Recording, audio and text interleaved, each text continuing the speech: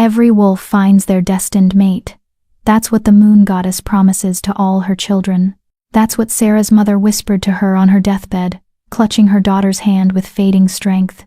The mate bond is sacred, unbreakable, eternal. But Sarah would learn that some bonds were made to be shattered, that some wolves valued power over destiny, and that the cruelest torture wasn't rejection itself.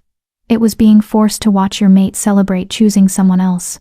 What Sarah didn't know, as she held that venomous invitation in her trembling hands, was that her public humiliation would become the beta's greatest mistake. Because when you reject your mate, you never know who might be waiting to claim her. And some wolves don't just bite back, they bring kingdoms to their knees. Sarah Martinez had learned to make herself small, in a pack where strength meant everything, where shifted forms determined social hierarchy, where the size of your wolf dictated the size of your future. Sarah had learned that being unremarkable was a kind of survival. Her wolf was small, her coat a plain dusty brown, instead of the dramatic blacks and silvers that marked the powerful bloodlines. She worked in the pack's vast library, cataloging histories that nobody read, invisible among the stacks. She told herself it was enough. A quiet life, a safe life. Then came her 21st birthday, and everything changed. The mate bond hit her like lightning during the autumn equinox celebration. That electric recognition that made her wolf howl with joy, that made her skin burn and her heart race. She'd turned, searching the crowd, and found him. Damian Cross, the beta of the Crescent Moon Pack, third in command, devastatingly handsome with his sharp jaw and ice-blue eyes. He was laughing with his friends, his powerful frame commanding attention even in human form. Their eyes met across the bonfire. She'd seen the recognition flash across his face, that moment when the mate bond snapped into place for him too. Saw his expression shift from surprise to something else, something that made her stomach drop. Disgust. He'd looked away, deliberately turning his back on her, and continued his conversation, as if she didn't exist. Sarah had stood there, trembling, as her world shattered around her. The mate bond sang in her veins, pulling her toward him, but she forced herself to stay still, to not embarrass herself further, to not give the pack more reason to pity the plain library wolf who'd somehow been matched with someone so far above her station. That night, she'd waited, hoped. Maybe he just needed time, maybe he was shocked, maybe. The rejection came 3 days later. Not privately, in a quiet moment where he might spare her dignity. No. Damian had called her to the training grounds, where half the pack was sparring, where everyone could witness her humiliation. Sarah Martinez, he'd said, his voice carrying across the field. Warriors stopped mid-fight to watch. I, Damian Cross, beta of the Crescent Moon Pack, reject you as my mate. The words had felt like claws raking through her chest. The mate bond, still so new and fragile, began to tear. She'd gasped, stumbling, her hand pressed over her heart. Accept it, he'd said coldly. Don't make this more pathetic than it already is. She'd looked up at him, this wolf who was supposed to be her other half, and seen only contempt. Behind him, his friends snickered. Someone whispered something about appropriate matches and breeding standards. I, Sarah Martinez, she'd whispered, hating how her voice shook. Accept your rejection. The bond had severed completely then. If the initial rejection had been claws, the acceptance was a blade, cutting through everything that connected them. She'd collapsed to her knees in the dirt, tears streaming down her face, while the pack watched. Damian had walked away without looking back. That had been 6 months ago. 6 months of whispers following her through the pack house. 6 months of pitying looks and cruel jokes. 6 months of Damian parading around with Isla Thorne, the Alpha's daughter, making it crystal clear why Sarah had never been acceptable. Isla was everything Sarah wasn't. Tall, willowy, with a silver wolf that practically glowed under moonlight. Powerful, connected, worthy of a beta. Sarah had buried herself deeper in her work, spending 16-hour days in the library's forbidden archives, learning to breathe through the phantom ache where the bond used to be. She'd gotten good at avoiding pack gatherings, at timing her movements, so she never crossed Damian's path. She thought she'd found a way to survive this. Then the invitation arrived. It was hand-delivered by a young Omega, who looked uncomfortable as he handed her the heavy cream envelope embossed with the pack's seal. Sarah had opened it with trembling hands, somehow knowing it would be bad. You are cordially invited to witness the mating ceremony of Beta Damien Cross and Isla Thorne. The words blurred. Her hands shook so badly the expensive cardstock rattled. He wanted to make sure you got that personally, the Omega said quietly, apologetically. I'm sorry, Sarah. He's making me deliver them to everyone in the pack, he said. He said no one should miss it. Everyone in the pack, including his rejected mate. Sarah had thanked the Omega mechanically and closed her door. Then she'd slid down to the floor, the invitation clutched in her hands, and finally let herself break. He was mating Isla in 2 weeks. 2 weeks. And he wanted Sarah there to watch. Wanted her to stand in the crowd and bear witness as he gave another woman the bond that should have been hers. Wanted her humiliation to be complete, public, undeniable. It was cruel in a way that went beyond simple rejection. This was calculated, vicious. This was Damien Cross reminding everyone, especially Sarah, of exactly how worthless she was. If stories like Sarah's remind you that worth can't be destroyed by cruelty, subscribe to join others who believe hidden strength deserves recognition. Chapter 1. The Choice. Sarah didn't leave her small apartment above the library for 3 days. She called in sick, something she'd never done in 5 years of service. Mrs. Chen, the head librarian, had sounded concerned but didn't push. Everyone in the pack knew what had happened. Everyone had seen the invitations. The pitying silence on the other end of the phone told Sarah everything she needed to know about how the pack viewed this fresh humiliation. On the 4th day, her friend Maya kicked down the door. That's it, Maya announced, storming in with a bag of takeout and a bottle of wine. I'm staging an intervention. I'm staging an intervention.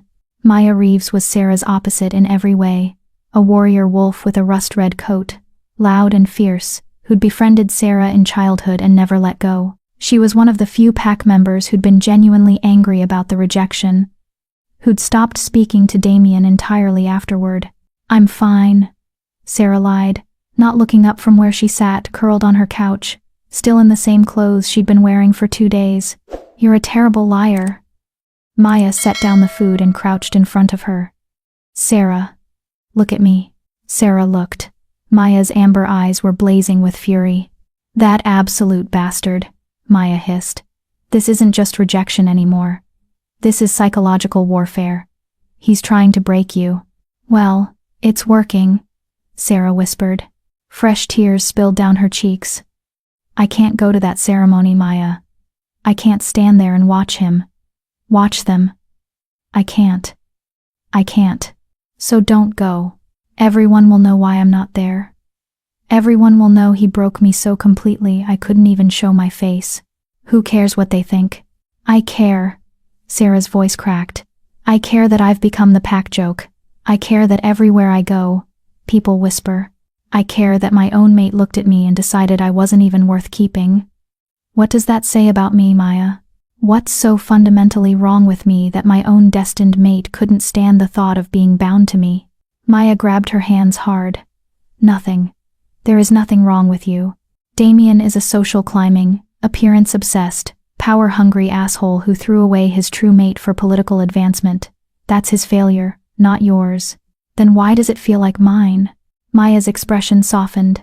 She pulled Sarah into a fierce hug. Because mate rejection isn't just emotional. It's physical. Psychological. It rewires your brain to think you're not enough. But you are, Sarah. You're brilliant and kind and stronger than you know. Sarah clung to her friend, wanting desperately to believe her. I've been thinking, Maya said, pulling back. You need to leave this pack. Sarah blinked. What? Transfer. Request asylum somewhere else. You're a certified archivist. Any pack would be lucky to have you. You could go to the Silverpine pack up north, or Riverbend, or… Run away, you mean. Survive, Maya corrected firmly. There's no shame in removing yourself from a toxic situation. Staying here is killing you, Sarah. I can see it. You're disappearing. Sarah looked around her tiny apartment. The stacks of books, the pressed flowers from her mother's funeral, the life she'd built here, small and safe and suffocating. Maybe Maya was right. Maybe the bravest thing she could do was leave. "I'll think about it," she said quietly. Maya seemed satisfied with that. They ate lukewarm Chinese food and drank wine, and for a few hours, Sarah felt almost normal again. But after Maya left, Sarah picked up the invitation again. "You are cordially invited."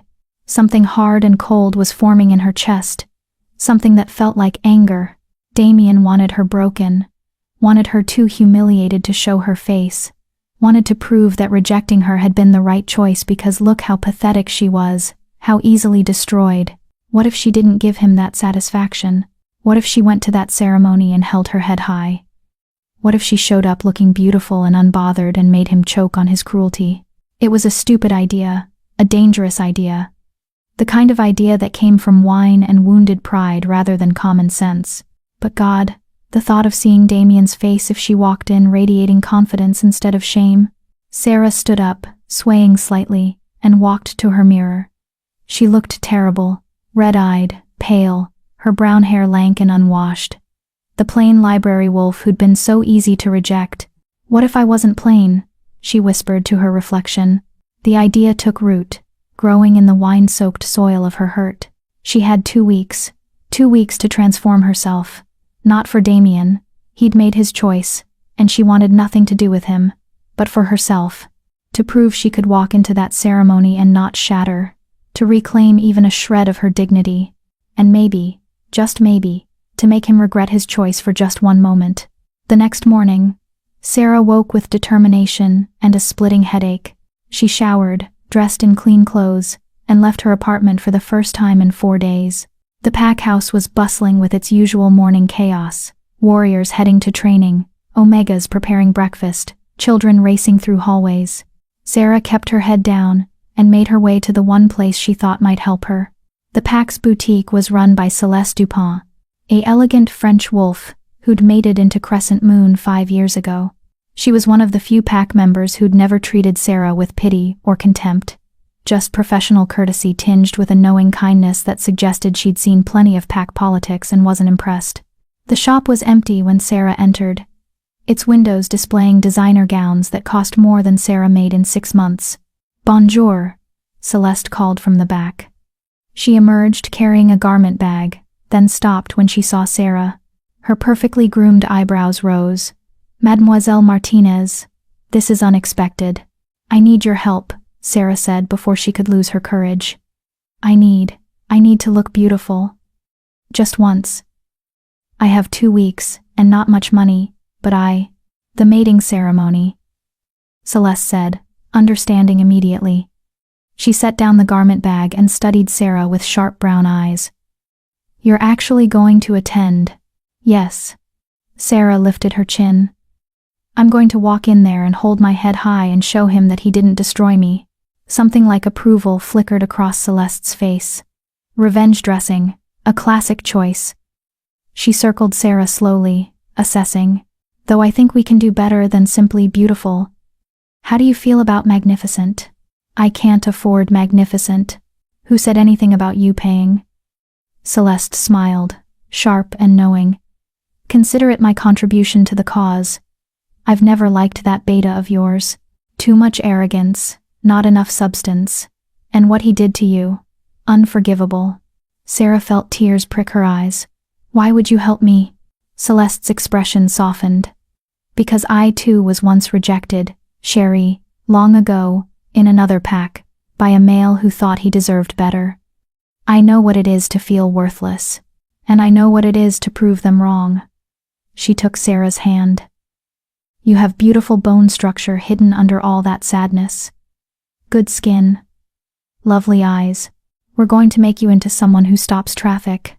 "I don't want to look like I'm trying too hard," Sarah said nervously. "I don't want to look desperate." "You won't.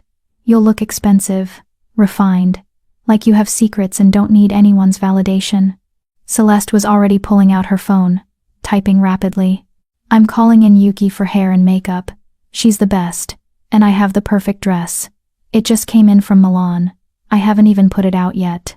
Your coloring will be perfect for it. Celeste, I can't. You can and you will. Trust me, Sarah.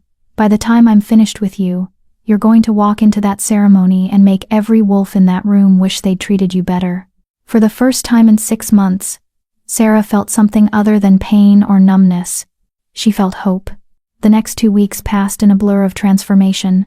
Celeste was ruthless and efficient. She'd taken one look at Sarah's wardrobe and declared it all tragic. Then proceeded to build her an entirely new one from pieces that didn't sell well but looked suspiciously brand new. Elegant separates in jewel tones that made Sarah's skin glow, tailored pants that made her look taller, a leather jacket that gave her an edge she'd never known she had. Confidence is 80% fit, Celeste explained, pinning a silk blouse. The other 20% is attitude, which we'll work on. Yuki, the pack's premier stylist, transformed Sarah's hair from limp brown to a rich chestnut with subtle caramel highlights that caught the light. She taught Sarah how to style it in loose waves that looked effortless but elegant. You've been hiding behind this hair, Yuki said, trimming away years of split ends. Stop hiding. Maya joined the effort with a training regimen that had Sarah cursing her name. You don't need to be a warrior, Maya explained, making her hold a plank position until her muscles screamed. But you need to walk in there like you could be. Posture, presence, power. But the most unexpected help came from an unusual source. Sarah was deep in the library's restricted section 1 week before the ceremony, researching something Celeste had mentioned about power dressing in wolf culture. When she sensed someone watching her, she turned to find an older woman studying her from the shadows between the stacks. Elder Moira, the pack's historian, and one of its most respected members. Despite being well past her prime fighting years, she rarely left her cottage on the edge of pack lands, and Sarah had never spoken to her directly. Sarah Martinez, Elder Moira said, her voice like old parchment. The rejected mate. Sarah flinched. Yes, Elder. Preparing for the ceremony, are you? Yes. Moira stepped closer, her cloudy eyes sharp despite her age. You're planning to attend. Brave, foolish, perhaps both. She tilted her head, studying Sarah with unsettling intensity. Tell me, child, do you know why the mate bond exists? Sarah blinked, surprised by the question. The moon goddess creates it, to ensure genetic compatibility and pack strength. That's what they teach children, Moira said dismissively. The truth is more complex. The mate bond isn't just about breeding, it's about balance. About creating pairs strong enough to lead, wise enough to protect, powerful enough to change the very structure of our world. She moved closer, her gaze pinning Sarah in place. When a wolf rejects their true mate, they don't just sever a bond, they reject their own destiny, their own potential.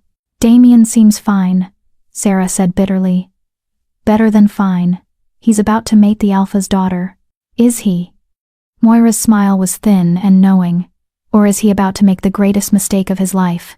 Tell me, Sarah, have you noticed anything unusual in the past 6 months? Sarah frowned. Like what? Dreams, visions, an unusual pull toward certain places or certain knowledge, a growing strength where there was once only weakness. Sarah's heart skipped. She had been having dreams, vivid ones, of running through forests she'd never seen, of ancient temples and silver moonlight. She'd dismissed them as stress. But now, what are you saying? Moira reached into her robes and pulled out an old leather journal. Your mother worked for me. Did you know that? Before she got sick, she was researching bloodlines, old ones, hidden ones, lines that went dormant for generations, waiting for the right catalyst to awaken them.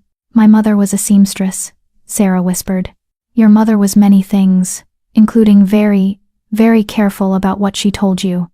Moira pressed the journal into Sarah's hands. She made me promise to give you this if you ever needed it. I think that time has come. Sarah opened the journal with shaking hands. The first page was her mother's handwriting, for Sarah, when she's ready to know the truth. What truth? Sarah demanded, looking up. But Elder Moira was already walking away, her voice floating back through the stacks. That sometimes rejection is the moon goddess's way of freeing you for something greater. Read the journal, child. And when you attend that ceremony, remember, you are not there to beg for scraps from a male who couldn't recognize a treasure when it was handed to him. You're there to reclaim your power." Then she was gone, leaving Sarah alone with her mother's secrets. Sarah stayed in the library until dawn, reading. By the time the sun rose, her hands were shaking and her world had shifted on its axis once more. Her mother hadn't been a simple seamstress. She'd been a researcher, a historian, a keeper of truths that the modern Pax had forgotten. And she'd discovered something about Sarah's bloodline, something that explained why Sarah's wolf was small and plain. It was dormant, waiting for a rejection to trigger its awakening. According to her mother's research, Sarah was descended from an ancient line, AD, the Silver Scribes, wolves who'd served as advisors and record-keepers to the first Alpha King. They'd been powerful not through physical strength but through knowledge, strategy, and an unusual gift. They could sense truth from lies, could read wolves like books, could see the threads that connected past to future. But the bloodline had been diluted over centuries, weakened, almost forgotten. Most Silver Scribe descendants lived entire lives without their gifts ever manifesting, unless something catastrophic triggered the awakening, something like mate rejection. "The pain breaks open what was locked away," her mother had written. "The bond's severing creates a void that older magic can fill. My darling daughter, if you're reading this, it means you've suffered. I'm sorry. But know this. What was meant to destroy you may actually be the key to your true power." Sarah closed the journal, her mind reeling. She'd been having dreams, growing stronger, finding herself able to read people better than before, to sense dishonesty like a physical taste. She'd thought it was just survival instincts sharpening. But what if it was more? What if Damien's rejection hadn't broken her? It had freed something inside her that had been sleeping. Sarah stood up, walked to the library's old mirror, and studied her reflection. Same face, same brown eyes. But there was something different now. Something in the way she held herself. In the set of her jaw, she looked like someone who knew a secret. The ceremony was in 3 days. Sarah smiled at her reflection, sharp and knowing, and felt something ancient stir in her blood. Damien wanted her at his ceremony to complete her humiliation. He was going to get so much more than he bargained for. Chapter 2. The Stranger. The day before the ceremony, Sarah woke to chaos. The entire pack house was in an uproar, warriors running through hallways, Omegas frantically cleaning already spotless rooms, the Beta himself barking orders with unusual tension in his voice. Sarah could hear it from her apartment above the library, the building anxiety that made every wolf's instincts prickle. She descended the stairs carefully, wearing one of her new outfits, tailored black pants, and a forest green silk blouse that Celeste had insisted brought out the gold in her eyes. Her hair fell in the loose waves Yuki had taught her to create, and she'd applied minimal makeup with a steadier hand than she'd thought possible. Maya intercepted her at the bottom of the stairs, eyes wide. "Have you heard?" Maya grabbed her arm, practically vibrating with nervous energy. "Heard what?" "Alpha King Alexander is coming. Here, today." Maya's voice dropped to an awed whisper. "The Alpha King, Sarah. He's never visited our pack, ever. And suddenly he's arriving this afternoon with his personal guard." Sarah's stomach dropped. Alpha King Alexander Volkov ruled the entire Western Territory. MS over 30 packs answered to him. He was a legend. A warrior king who'd taken power at 25 and spent the last decade consolidating wolf territory and negotiating with human governments. Rumors painted him as ruthless, powerful, and utterly merciless to those who crossed him. "Why?" Sarah asked. "Why would he come here?" "Nobody knows. Alpha Graham is losing his mind. Damien's been screaming at people all morning. They're saying the king didn't even give proper notice. Just sent word last night that he'd be arriving today for the ceremony tomorrow." Maya's expression turned calculating. "And here's the interesting part. Apparently he specifically requested accommodations for himself and asked for access to our archives." "The archives?" Sarah's heart skipped. "Why would the Alpha King need our library?" "No idea. But guess who's probably going to have to deal with him?" Maya grinned. "You're our head archivist, Sarah. You might actually get to meet him." The thought was terrifying and oddly thrilling. In all her years of imagining escape from this pack, she'd never considered that someone of that status might actually notice her existence. "I need to prepare the restricted section," Sarah said, already mentally cataloging what might interest a visiting Alpha King. "If he wants archives, he's probably looking for territory records or bloodline documentation. We have some of the oldest records in the Western Territory. Or," Maya said slowly, "he's coming for the ceremony. Maybe he's friends with Damien? Or courting an alliance with our pack?" That made more sense. Alpha Graham had been positioning Crescent Moon Pack for greater political influence for years. Damien's mating to Isla was part of that strategy, consolidating internal power. An alliance with the Alpha King himself would catapult them into the highest ranks of pack hierarchy. Of course, someone like Alexander Volkov wouldn't be here for the archives. He was here for politics. Sarah felt foolish for the flutter of hope she'd felt. Why would she matter to someone like that? "I should still prepare," she said quietly, "just in case." Maya squeezed her shoulder.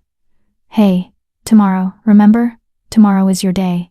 Don't let all this distract you from the plan." The plan. Walk into that ceremony looking powerful and unbothered. Prove to herself and everyone else that Damien hadn't destroyed her. Reclaim her dignity. It suddenly seemed very small compared to the arrival of the Alpha King. Sarah spent the morning in the archives, organizing and cleaning obsessively. The restricted section held their most valuable records, ancient treaties, bloodline registries going back 8 generations, historical accounts of territory wars and pack formations. Her mother had spent years cataloging this section. Now Sarah maintained it, one of the few pack members trusted with access. She was high on a ladder, dusting a shelf of leather-bound journals, when she felt it. A presence, powerful, predatory. Every instinct in her body screamed alpha. She turned too quickly, lost her balance, and would have fallen if strong hands hadn't caught her waist, steadying her with effortless strength. Sarah looked down into eyes like molten silver. The man holding her was tall. She was on the 5th rung of the ladder, and they were nearly eye level. Broad-shouldered, with sharp cheekbones and dark hair that fell just past his collar. He wore all black. Expensive black. The kind of tailored perfection that spoke of serious money. But it was his eyes that held her captive, silver, luminous, ancient and knowing, and fixed on her with an intensity that made her breath catch. "Careful," he said, his voice a deep rumble with a hint of an accent she couldn't place. "Russian, maybe?" That would be an unfortunate way to meet. Sarah realized she was still in his hands, his grip warm through the silk of her blouse. She scrambled down the ladder quickly, and he stepped back, giving her space but not taking his eyes off her. "I'm sorry," she said, trying to calm her racing heart. "The archives are closed for cleaning. If you need something, you'll have to come back. I'm exactly where I need to be." He tilted his head, studying her with unnerving focus. "You're the archivist." It wasn't a question. Sarah nodded slowly, deeply aware that this man was dangerous in ways that had nothing to do with physical threat. Power radiated from him like heat. Her wolf, dormant for so long, stirred with something that felt like recognition. "I am Sarah Martinez. And you are?" His mouth curved in a smile that didn't reach those strange silver eyes. "Interested in your collection. I was told Crescent Moon Pack has records dating back to the First Council." "Is that true?" "Yes. We have documentation from 1847, when the Western Territory was first formally organized." Sarah found her professional footing, grateful for familiar ground. "Are you a researcher? You'll need Alpha Graham's permission to access the restricted materials." "Will I?" The amusement in his voice suggested he didn't need permission from anyone. "What if I told you I have particular interest in bloodline records? Specifically, dormant lines, families that carried power but lost it over generations." Sarah's breath caught. That was exactly what her mother had been researching. Exactly what she'd spent all night reading about in her mother's journal. "That's unusually specific," she managed. "I have unusual interests." He moved closer, and Sarah fought the urge to step back. He smelled like winter pine and something wilder, like mountain storms. "Tell me, Miss Martinez, do you believe in fate? In destinies written long before we're born?" I don't know, she said honestly. I used to believe in mate bonds. That turned out to be a mistake. Something flickered in those silver eyes. Did it? Or did it simply reveal that what you thought was your destiny was actually just an obstacle to overcome? He reached past her, pulling a specific journal from the shelf with the confidence of someone who knew exactly what he was looking for. This one. May I? Sarah looked at the journal he'd selected. Her heart stopped. It was her mother's research journal, the one Elder Moira had given her just days ago. She'd brought it here this morning, planning to copy some sections, and left it on the research desk. How did you know that was there? She whispered. Because I know what I'm looking for. He opened the journal, scanning pages with rapid efficiency. Interesting. Your mother was quite thorough in her research. She'd discovered the silver scribe line still had living descendants. One in particular, his eyes lifted to hers, pinning her in place. You. Sarah's blood turned to ice. Who are you? Someone who pays attention to bloodlines. Someone who notices when ancient magic starts waking up. He closed the journal and set it down carefully. Tell me, how long have you been experiencing the changes, the dreams, the ability to sense truth from lies? I don't know what you're talking about, but her voice shook, giving her away. Yes, you do. He stepped closer, and this time Sarah did back up, her spine hitting the bookshelf. Your awakening, Sarah Martinez. The rejection triggered something your mother probably hoped would stay dormant. Safer that way. Quieter. But the moon goddess rarely cares about safe or quiet. You need to leave, Sarah said, fear sharp in her throat. I don't know who you are or what you want, but what I want, he interrupted softly, is to make you an offer. I'm not interested. You haven't heard it yet. His smile was sharp now, predatory. Tomorrow, you're planning to attend a ceremony where your rejected mate binds himself to another. You're planning to walk in there with your head high, looking beautiful, proving you're not broken. Very brave, very stupid. Sarah flinched. That's none of your business. It becomes my business when I have use for you. He pulled something from his pocket. A heavy cream envelope with a wax seal she didn't recognize. Here's what I'm offering. Don't go to that ceremony as Sarah Martinez, the rejected Omega who's trying to prove she's not pathetic. Go as my companion, my guest, and watch what happens when your former mate realizes exactly what he threw away. Sarah stared at the envelope. Why would you do that? You don't even know me. Don't I? Those silver eyes glittered. I know you're a silver scribe awakening into her power.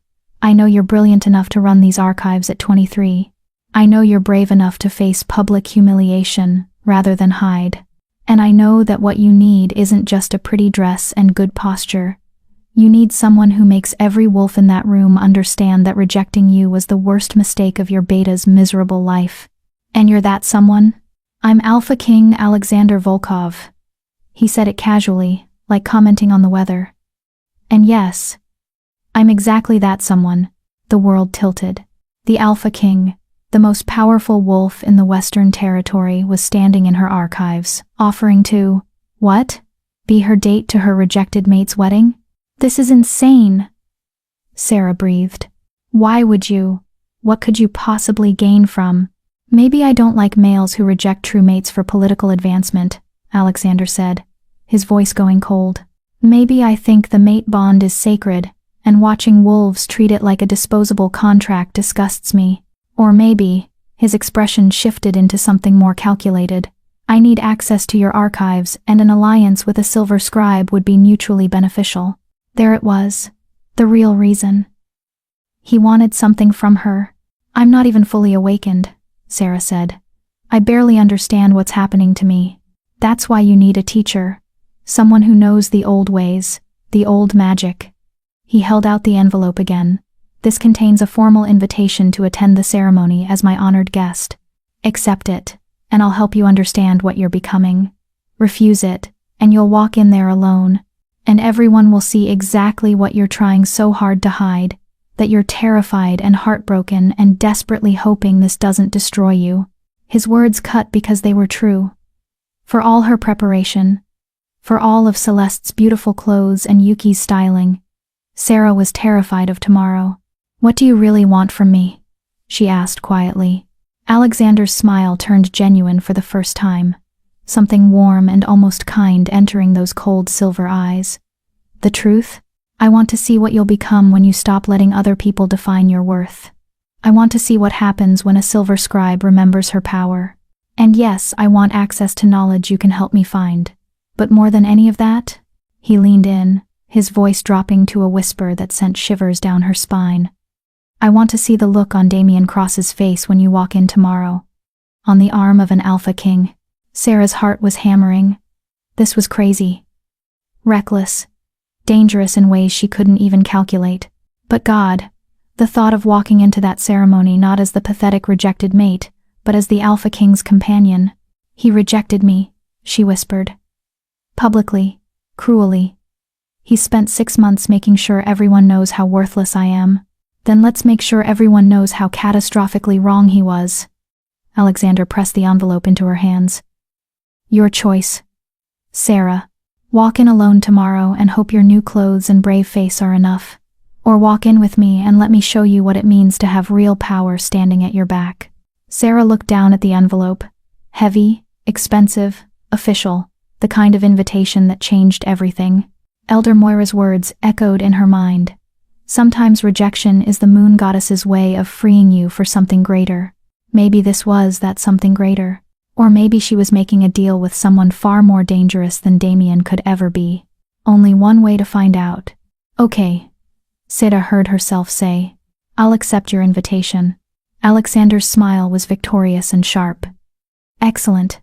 My people will coordinate with you on details. Wear something that makes you feel powerful. You'll be representing not just yourself tomorrow, but my court. He turned to leave, then paused. Oh, and Sarah? That beta of yours is going to regret ever letting you go. I'll make sure of it. Then he was gone, moving through the stacks with preternatural silence, leaving Sarah alone with a heavy envelope and a decision that would change everything. She opened the invitation with shaking hands. The Alpha King requests the honor of your presence as his honored companion at the mating ceremony of Beta Damien Cross and Isla Thorne. Sarah started laughing, then crying, then laughing again. Tomorrow was supposed to be her quiet reclamation of dignity. Instead, she was about to walk into that ceremony with the most powerful wolf in the territory. Damien wanted to humiliate her one final time. He had no idea what was coming. Chapter 3. Transformation. Sarah didn't tell anyone about Alexander immediately. She spent the rest of the afternoon in a daze, the Alpha King's invitation burning like a brand in her pocket. She shelved books mechanically, her mind replaying every moment of their encounter. Those silver eyes, that predatory grace, the casual way he'd said, "I'm Alpha King Alexander Volkov," like it was nothing. By the time she locked up the archives at sunset, she'd almost convinced herself it had been a hallucination. Stress-induced fantasy, her mind breaking under the pressure of tomorrow's ceremony. Then she returned to her apartment and found a garment bag hanging on her door. Heavy black fabric, designer label, with a note in sharp, elegant handwriting. Wear this. My car will collect you at 6 p.m. tomorrow. A.V. Sarah brought the bag inside with trembling hands and unzipped it slowly. The dress that emerged made her gasp. It was midnight blue silk that seemed to shift to deep purple in certain light, with a fitted bodice and a flowing skirt that would fall to her ankles. The neckline was elegant but modest, the back dipping low enough to be sophisticated without being scandalous. Delicate silver embroidery traced the edges, patterns that looked almost like ancient runes. It was the most beautiful thing Sarah had ever seen, and it must have cost more than she made in a year. She was still staring at it when Maya burst through her door without knocking. Okay, so I heard the craziest rumor.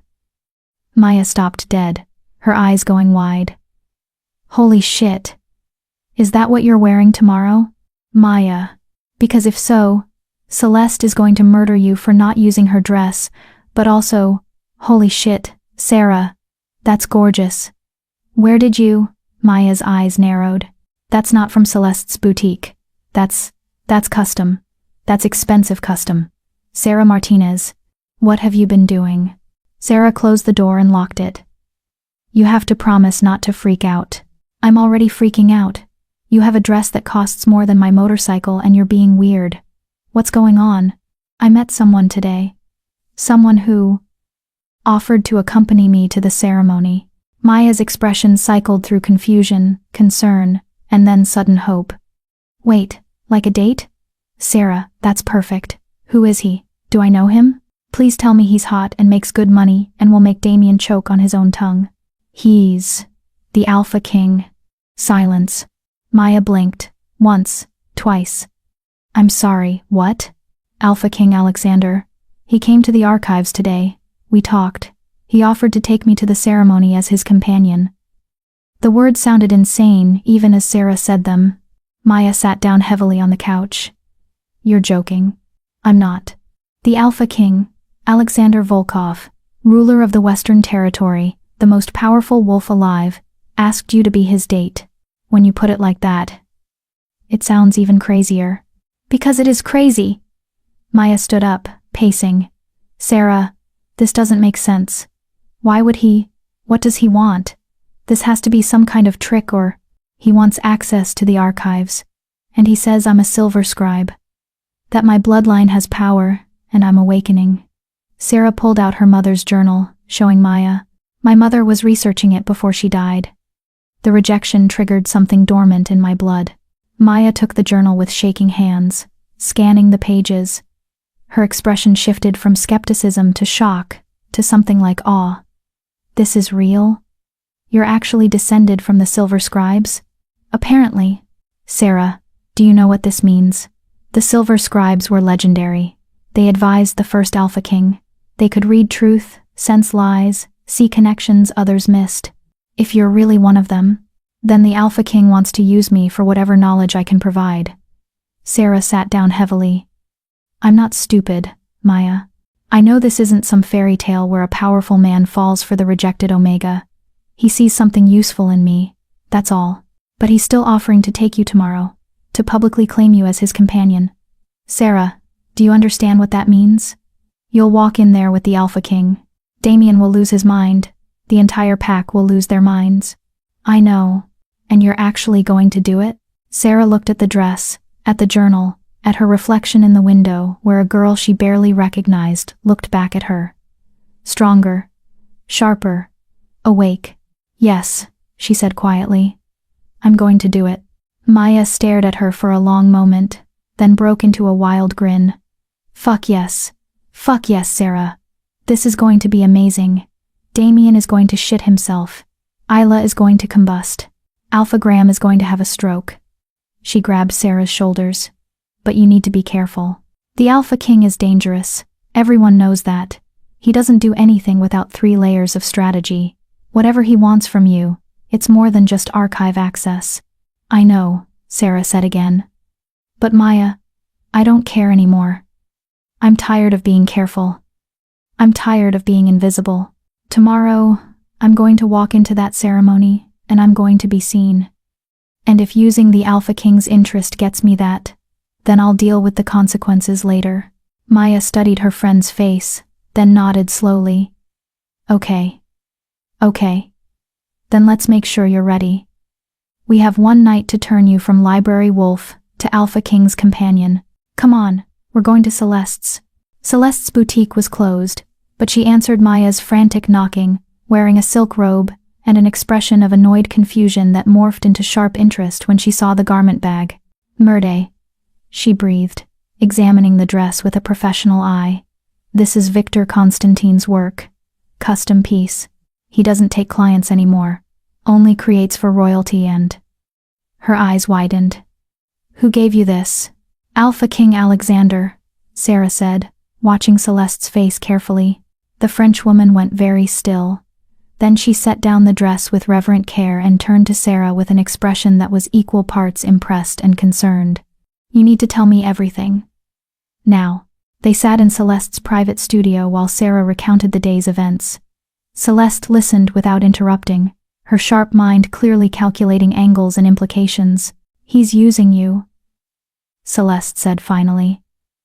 But not in the way you think. What do you mean? Alexander Volkov is many things, but careless isn't one of them. If he's making a public display of bringing you to this ceremony, it's because he wants to send a message. The question is, to whom? Celeste stood, pacing. It could be a message to your alpha about treating true mates with respect. It could be a power play to remind everyone of his authority. Or, she paused, studying Sarah, it could be that he genuinely finds you interesting and wants to see what you'll become. The silver scribe thing, Maya added. He mentioned that specifically. Celeste nodded slowly. That would make sense.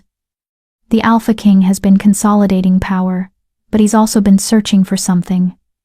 Rumor in high circles says he's looking for old knowledge, old magic, things that were lost when the Pax modernized. She looked at Sarah. If you truly are a silver scribe awakening, you could be exactly what he needs. But I don't know anything, Sarah protested. I can barely sense when people are lying. Sometimes I have weird dreams. That's not exactly legendary power. Not yet, Celeste agreed.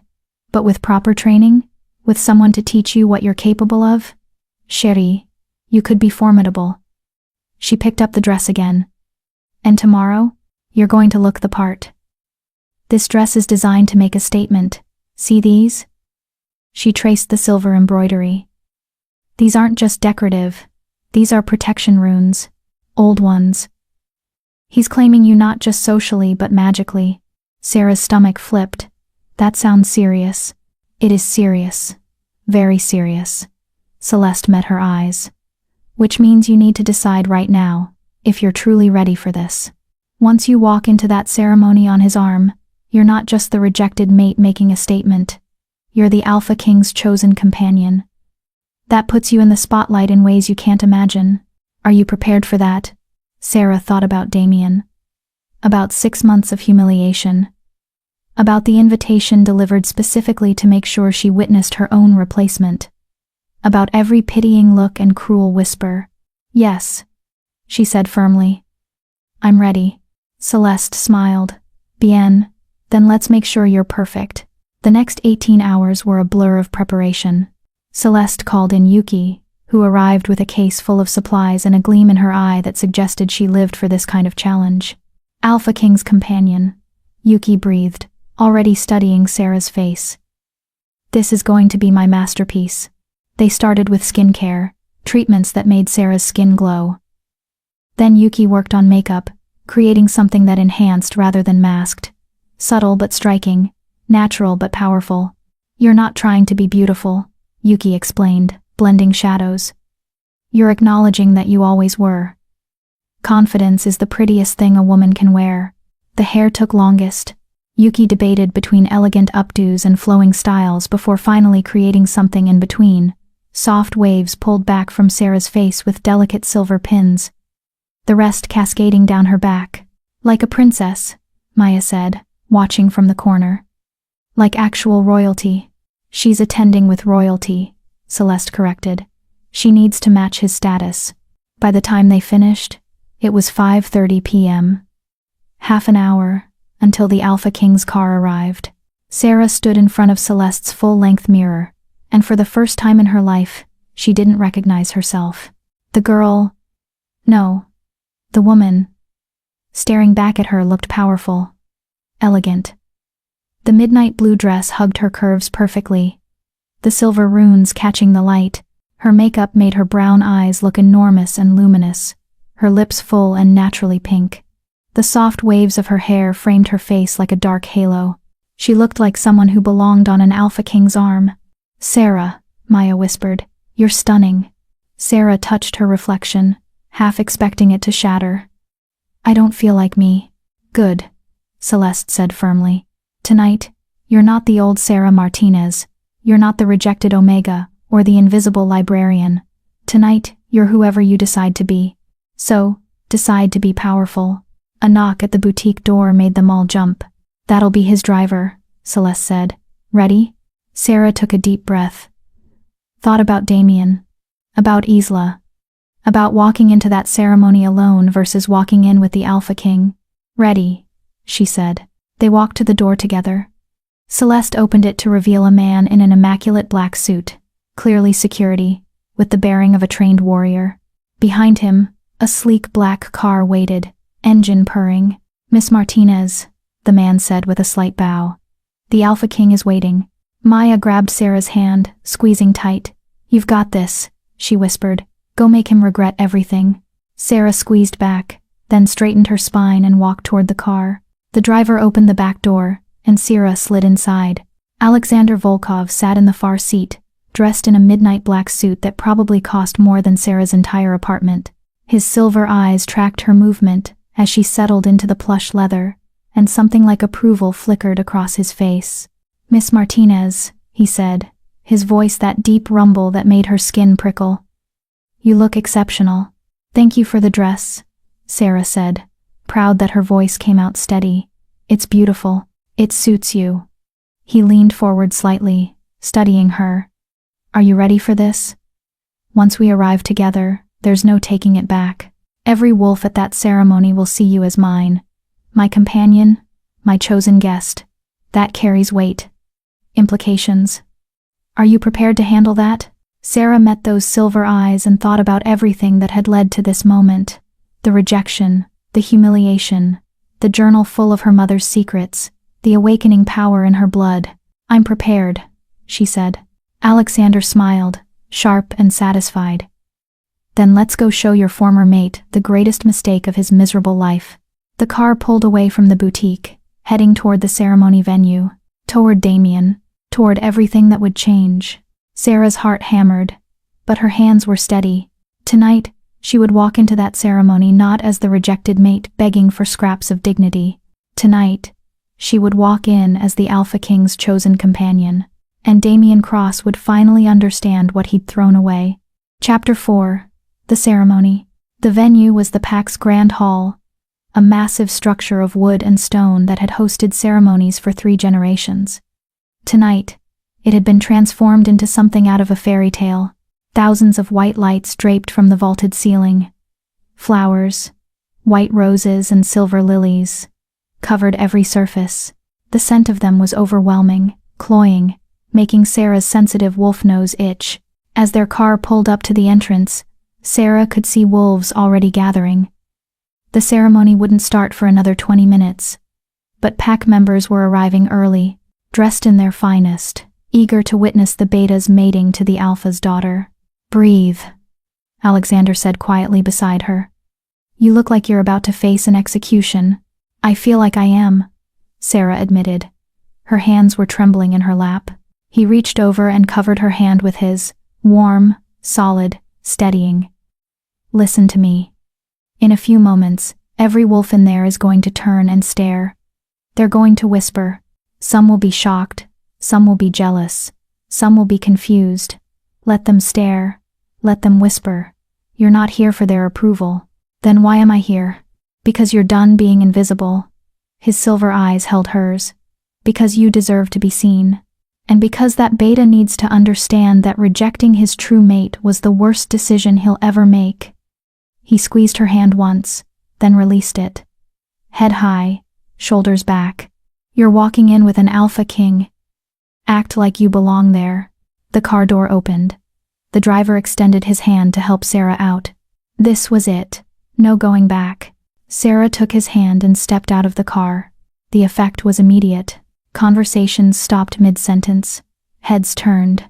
A ripple of shock spread through the gathered wolves like a physical wave. Sarah heard gasps, whispers, someone's phone clattering to the ground. Then Alexander emerged from the car behind her. The whispers became a roar. "Is that the Alpha King? What is he doing here? Is that Sarah Martinez? It can't be. She's with him?" Alexander moved to stand beside her, and the crowd instinctively parted. He offered his arm with old-world courtesy, his expression calm and utterly unbothered by the chaos they'd created. "Shall we?" he murmured. Sarah slipped her hand through his arm, feeling the solid strength of him, and let him guide her toward the entrance. They walked through the crowd like royalty through common subjects. Wolves pressed back, creating a clear path, their eyes wide with shock and speculation. Sarah kept her chin up, her expression serene, even as her heart threatened to beat out of her chest. She caught sight of familiar faces in the crowd, Pack members she'd known for years, looking at her like they'd never seen her before, some with awe, some with envy, some with confusion that bordered on disbelief. There was Elder Moira, standing near the entrance, a knowing smile on her ancient face. There was Maya, who'd managed to get a spot near the front, giving Sarah a covert thumbs up with tears in her eyes. There was Celeste, looking satisfied and proud. And there, frozen halfway up the entrance steps, was Damien Cross. He stood with Isla on his arm. She was stunning in a white gown that probably cost as much as Sarah's car had, her silver blonde hair arranged in elaborate curls. But Sarah barely registered Isla, because she was watching Damien's face. He'd gone completely white. His mouth hung open slightly, his ice blue eyes wide with shock. He was staring at Sarah like he'd seen a ghost. No, worse than that. Like he was seeing something impossible, something that violated the natural order of his universe. Isla followed his gaze, her expression shifting from confused to furious in the span of a heartbeat. "Damien," she hissed, loud enough for Sarah to hear. "Who is that with?" "Sarah," Damien breathed. Just her name, barely audible, filled with something that might have been shock or horror or regret. Alexander and Sarah reached the steps. Damien and Isla were blocking their path. For a moment, no one moved. Then Alexander raised one elegant eyebrow. "Beta Cross, are you planning to greet your guests? Or should we assume the ceremony has been cancelled?" The words were polite. The tone was pure ice. Damien jerked like he'd been slapped. "Alpha King," he managed, his voice rough. We didn't know you were coming. We would have prepared appropriate. I require no special preparation." Alexander's voice carried easily over the shocked murmurs of the crowd. "I'm simply here to witness a mating ceremony, though I confess, I'm curious about the tradition of inviting one's rejected mate to such an event. Is that common in your pack? Or is public humiliation a personal hobby of yours?" The crowd went utterly silent. Isla made a strangled sound. Damien looked like he wanted the ground to swallow him whole. That wasn't." Damien's eyes darted between Alexander and Sarah, clearly trying to calculate his way out of this. "Sarah is a valued pack member. We invited everyone." "How generous," Alexander said, his tone suggesting it was anything but. "And yet, here she is as my guest. Which means, Beta Cross, that you'd best find someone else to humiliate for entertainment. This one is under my protection now." He paused, letting that sink in. "Do we have an understanding?" It wasn't a question. It was a threat, wrapped in silk. Damien swallowed hard. "Yes, Alpha King. Of course, Sarah is. She's welcome here. How magnanimous of you to welcome your rejected mate to your mating ceremony." Alexander's smile was all teeth. "Now, if you'll excuse us, I believe you have a ceremony to prepare for, and Miss Martinez and I have a show to watch." He guided Sarah past them, up the steps and through the massive doors into the grand hall. The moment they were inside, Sarah's knees nearly buckled. Alexander steadied her with a hand at her elbow, his voice low and amused. "You're doing beautifully. Just a bit longer." That was... Sarah couldn't find words. "Necessary," Alexander finished. "He needed to understand that you're not his to torment anymore. That you have protection. That touching you means answering to me." He glanced down at her, something almost gentle in his expression. "How do you feel?" Sarah thought about it. About Damien's face. About the shock and confusion and maybe, just maybe, a flicker of regret in his eyes. "Powerful," she whispered. Alexander's smile turned genuine. "Good. Hold on to that feeling." The interior of the grand hall was even more elaborate than outside. Every surface draped in white silk, silver candelabras burning with what had to be hundreds of candles. The seating was arranged in rows, facing a raised platform where the ceremony would take place, with the front row reserved for pack leadership. Alpha Graham stood near the platform with his Luna, both of them staring at Alexander with expressions of barely controlled panic. The Alpha was a large man going soft around the middle, his dark hair streaked with gray. His Luna, Isla's mother, looked like an older version of her daughter, beautiful, cold, calculating. "Alpha King," Graham said, hurrying over. We had no idea you would be honoring us with your presence." If we'd known, we would have prepared. As I told your beta, I require no special accommodation. Alexander's tone was pleasant but final. I trust you have no objection to my presence? Of course not. You're always welcome in Crescent Moon territory. Graham's eyes darted to Sarah, clearly dying to ask but not quite daring. Will you be sitting with the leadership? I'll sit wherever Miss Martinez is most comfortable. Alexander looked at Sarah. Do you have a preference? Every eye in the rapidly filling hall was on them. Sarah could practically feel the weight of their stares, their shock, their desperate need to understand what was happening. The old Sarah would have asked for somewhere in the back, somewhere invisible. But the woman in the midnight blue dress, standing beside an Alpha King, wasn't that Sarah anymore. Front row, she said clearly. I'd like to see everything. Alexander's smile was proud. Front row it is. Alpha Graham looked like he might faint, but managed a weak nod. Of course. Please, this way. He led them to the front row, displacing several high-ranking pack members who scrambled out of the way.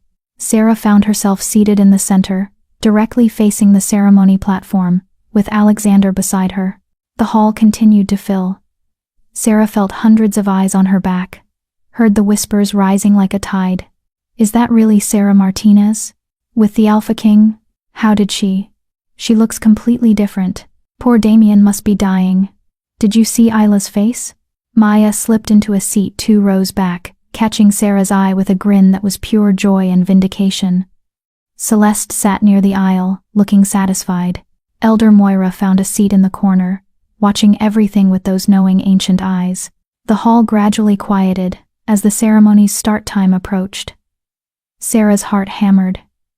In moments, she'd have to watch Damien bind himself to Isla, watch him give another woman the bond that should have been hers. She felt Alexander's hand cover hers again, warm and steady. Breathe, he murmured. Remember, you're not here as his rejected mate watching him move on. You're here as my companion, watching a male realize he destroyed his own future. Before Sarah could respond, music began. Ancient wolf ceremony music, haunting and beautiful. The ceremony was beginning. Damien entered first, walking down the center aisle. He wore traditional ceremonial clothes, dark pants, white shirt, a vest embroidered with his pack's symbols. He should have looked proud, excited, eager for his new mate. Instead, he looked sick. His eyes kept darting to Sarah. She met his gaze steadily, her expression serene, her hand still in Alexander's. Watched him flinch, watched him swallow hard, watched him nearly stumble as he took his place on the platform. Then, Isla entered, and even Sarah had to admit she was breathtaking. Her white dress was perfection, her blonde hair crowned with silver flowers. She walked down the aisle with the confidence of someone who'd never doubted her place in the world. Her chin high, her smile radiant. That smile faltered when she saw Sarah in the front row, saw Alexander beside her, saw exactly where they were sitting. Her eyes flashed with fury before she schooled her expression back to serene joy. But Sarah had seen it. That crack in the perfect facade. Isla took her place beside Damien, and the officiant, one of the pack's elders, began the ceremony. We gather under the moon goddess's light to witness the joining of 2 souls, 2 wolves, 2 destinies becoming one. The words washed over Sarah. She'd imagined this ceremony so many times in the weeks after Damien rejected her. Imagined sitting in the crowd, watching through tears, breaking apart. But she wasn't breaking.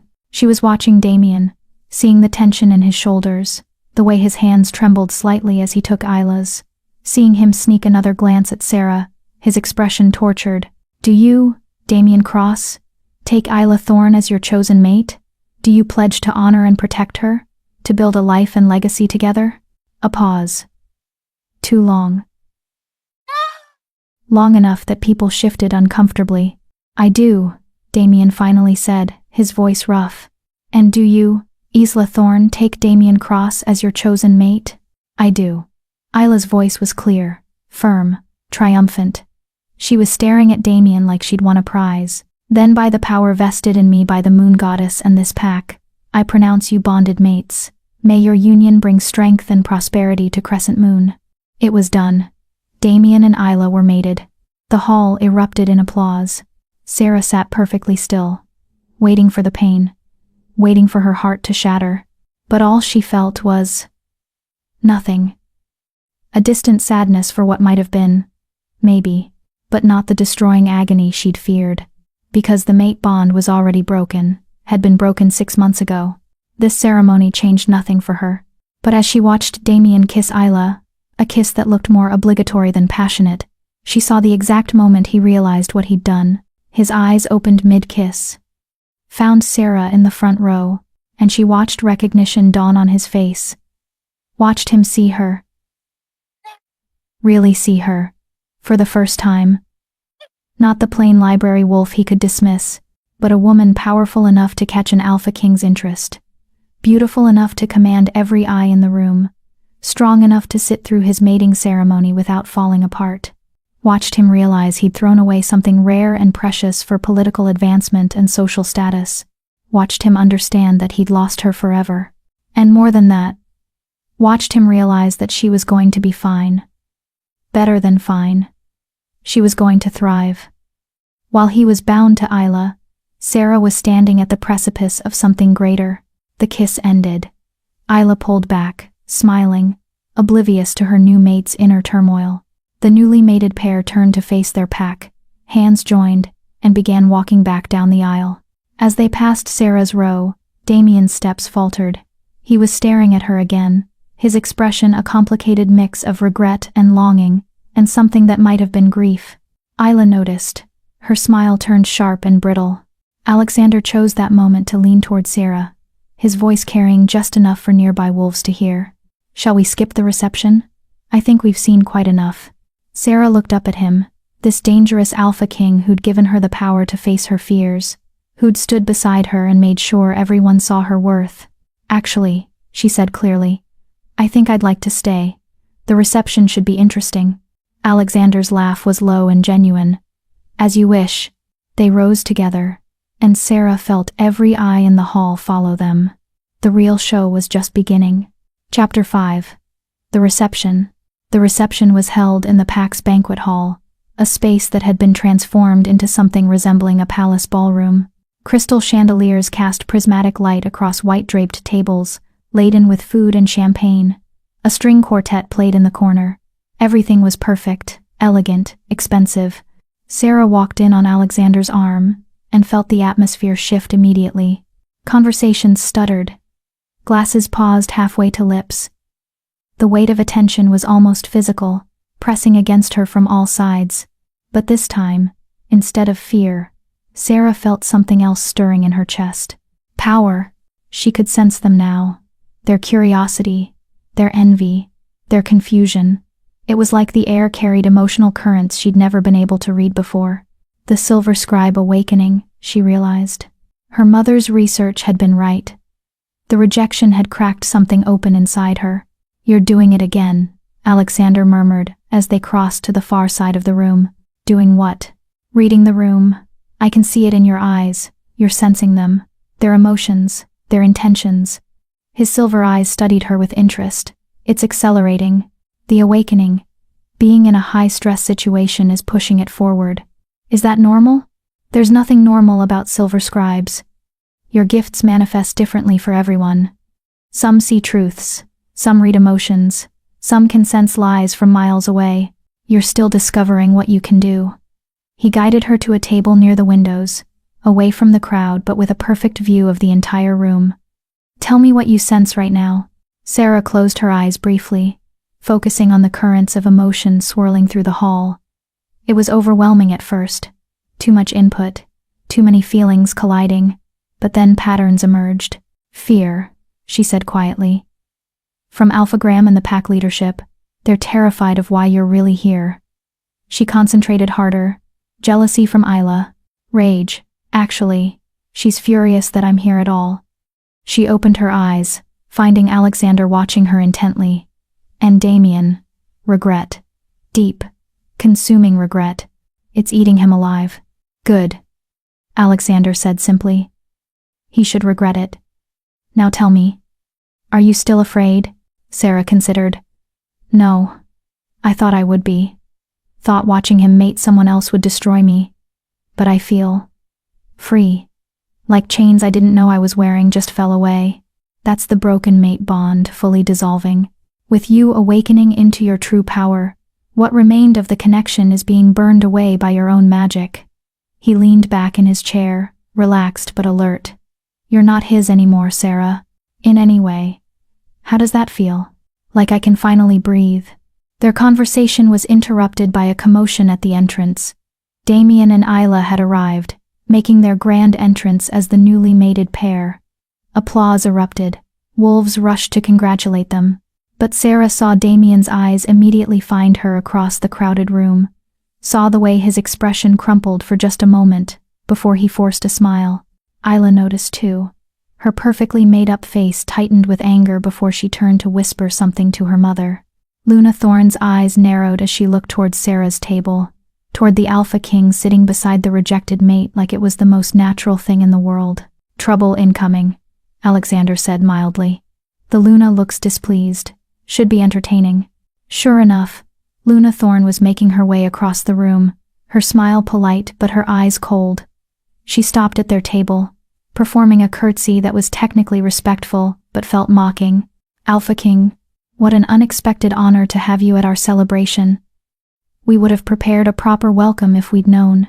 As I've mentioned several times tonight, I don't require special accommodation, Alexander said, his tone pleasant but dismissive.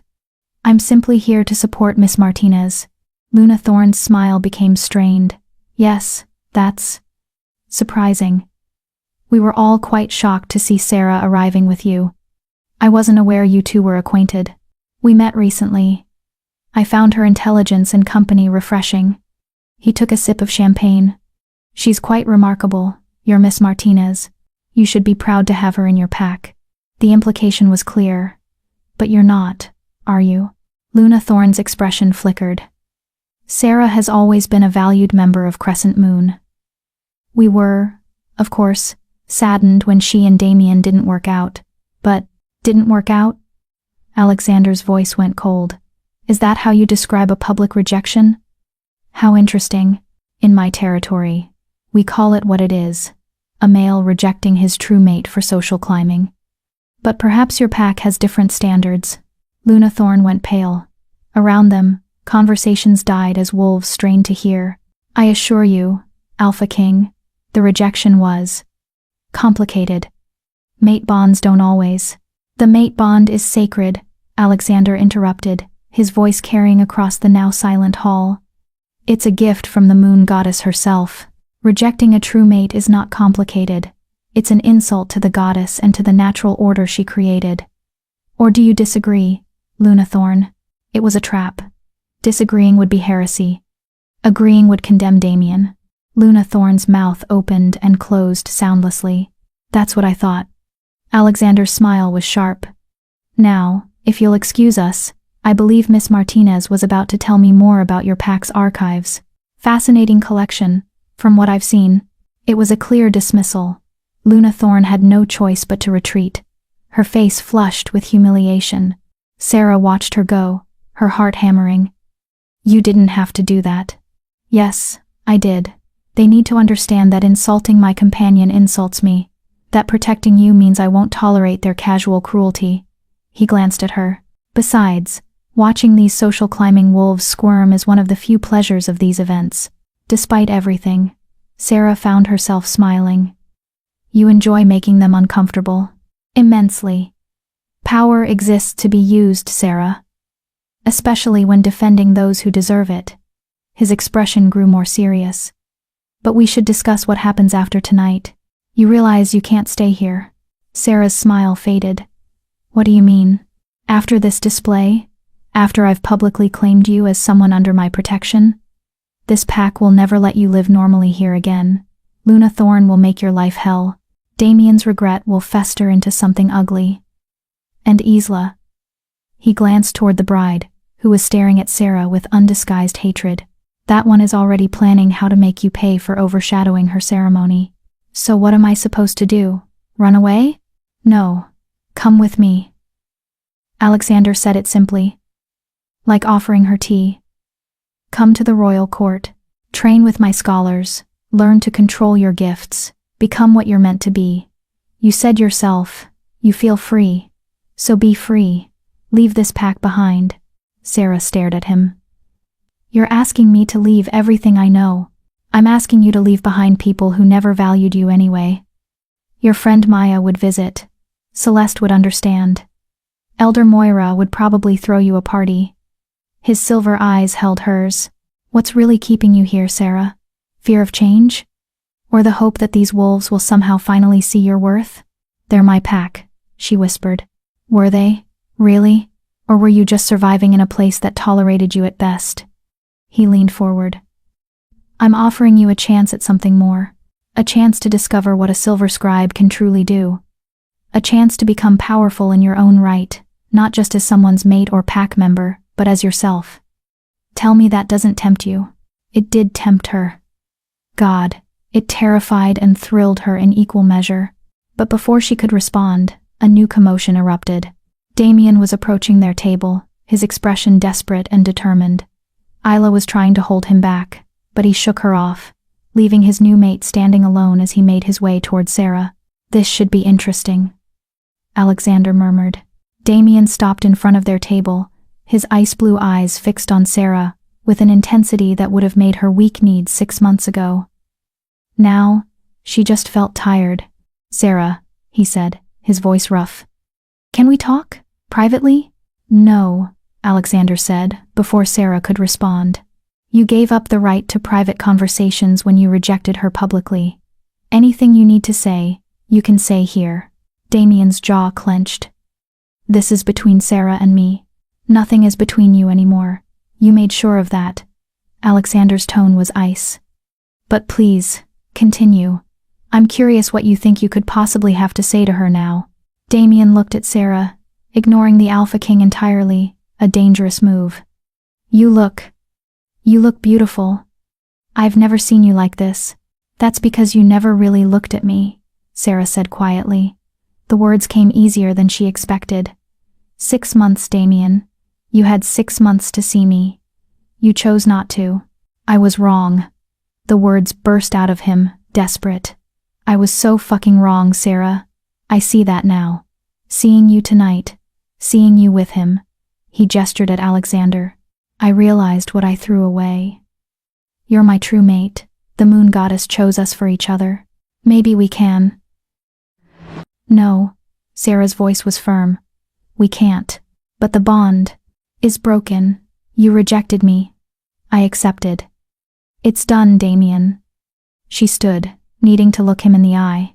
And even if it wasn't, even if somehow we could go back, I wouldn't want to. Because you didn't reject me because of some tragic misunderstanding. You rejected me because I wasn't good enough for your ambitions, because I was plain and powerless and you wanted better. That's not. It is true, Sarah interrupted. And we both know it. You wanted Isla because she's beautiful and connected and could advance your position. You got exactly what you wanted. So go back to your mate Damien. The one you chose. And leave me alone. Damien looked stricken. Sarah, please. I know I hurt you, but you don't get to do this, Sarah said, and was surprised by the steadiness in her voice. You don't get to reject me, humiliate me, invite me to watch you mate someone else, and then decide you made a mistake because I showed up looking different. That's not how this works. I still have feelings for you, Damien said desperately. That's called regret, not love. And it's not my problem anymore. Sarah looked at him, really looked at him, and felt nothing. No attraction, no longing, just pity for a male who'd destroyed something precious because he couldn't see its value. Go back to Isla. Live the life you chose. And let me live mine. With him? Damien's eyes cut to Alexander, hot with jealousy. You're just using her. Everyone knows the Alpha King doesn't do anything without calculating the benefit. What could you possibly want with someone like Sarah? Alexander stood, moving with predatory grace that made every wolf in the hall tense. He placed himself between Damien and Sarah, his expression deadly calm. Someone like Sarah, he repeated softly, dangerously. You mean someone intelligent, resilient, and awakening into considerable power? Someone whose worth you were too blind and arrogant to recognize? Yes, I absolutely have interest in someone like that. He stepped closer to Damien, who instinctively backed up. But here's what you need to understand, Beta Cross. Whether I'm using her, or courting her, or simply protecting her, is none of your concern. You had your chance with her. You threw it away like garbage. She's not yours to question or claim or even think about anymore. Do I make myself clear? You can't just— I'm the Alpha King, Alexander said flatly. I can do whatever I want. And what I want right now is for you to return to your mate and stop embarrassing yourself at your own ceremony. Unless you'd like me to ask your Alpha why his Beta is harassing my companion at what should be a celebration. Damien went pale. His eyes darted between Alexander and Sarah, clearly wanting to say more but recognizing the threat. Fine, he said finally, his voice bitter. But Sarah, when you realize what kind of male he really is, when you're done being his plaything, don't expect me to. The slap came from behind him. Isla had approached during the confrontation, and she looked absolutely furious. Her palm connected with Damien's face with a crack that echoed through the hall. How dare you, she hissed, on our mating day, in front of the entire pack. You're making a fool of me for her? Isla, that's not— Don't. Isla's voice shook with rage. Everyone saw it. Everyone saw you leave your new mate to beg your rejected whore to take you back. Watch your mouth, Sarah said coldly. The words came from somewhere deep, somewhere ancient. I may have been rejected, but I was never anyone's whore. And the only fool here is the male who rejected his true mate and is now trying to crawl back after seeing what he lost. Power crackled in the air around Sarah. Actual, visible power that made the nearby candles flicker and the champagne glasses ring. Every wolf in the hall felt it. The awakening of something old and dangerous. Isla stepped back, her eyes wide. What? Silver Scribe. Elder Moira's voice came from across the room, filled with awe and satisfaction. The bloodline wakes. Finally, murmurs spread through the crowd. Some wolves looked excited. Others fearful. Alpha Graham pushed through the crowd, looking panicked. Sarah, perhaps we should— She should leave, Alexander said firmly, taking Sarah's elbow. This display has gone on long enough. Miss Martinez is clearly exhausted from the evening's excitement. His eyes cut to Alpha Graham. We'll be departing now. Thank you for your hospitality. He guided Sarah toward the exit, the crowd parting before them like water. Sarah let him lead her, her mind spinning. Power still crackled under her skin, making her fingers tingle. What had just happened? What had she done? They were almost to the door, when Damien's voice rang out one last time. Sarah, wait. She turned despite herself. Damien stood in the center of the hall, Isla beside him looking murderous. The entire pack watching. I'm sorry, he said, and for the first time, he sounded genuine. I'm truly sorry. I didn't understand what I was doing. Didn't understand what you were. But I see it now. I see you now. And Goodbye, Damien, Sarah said softly. Then she turned and walked out on Alexander's arm, leaving her old life behind. The cool night air hit her like a shock, cutting through the power haze that had filled the hall. Sarah stumbled, and Alexander caught her, his arms strong and steady. Easy, he murmured. The awakening can be overwhelming. Your body isn't used to channeling that much power. What did I do in there?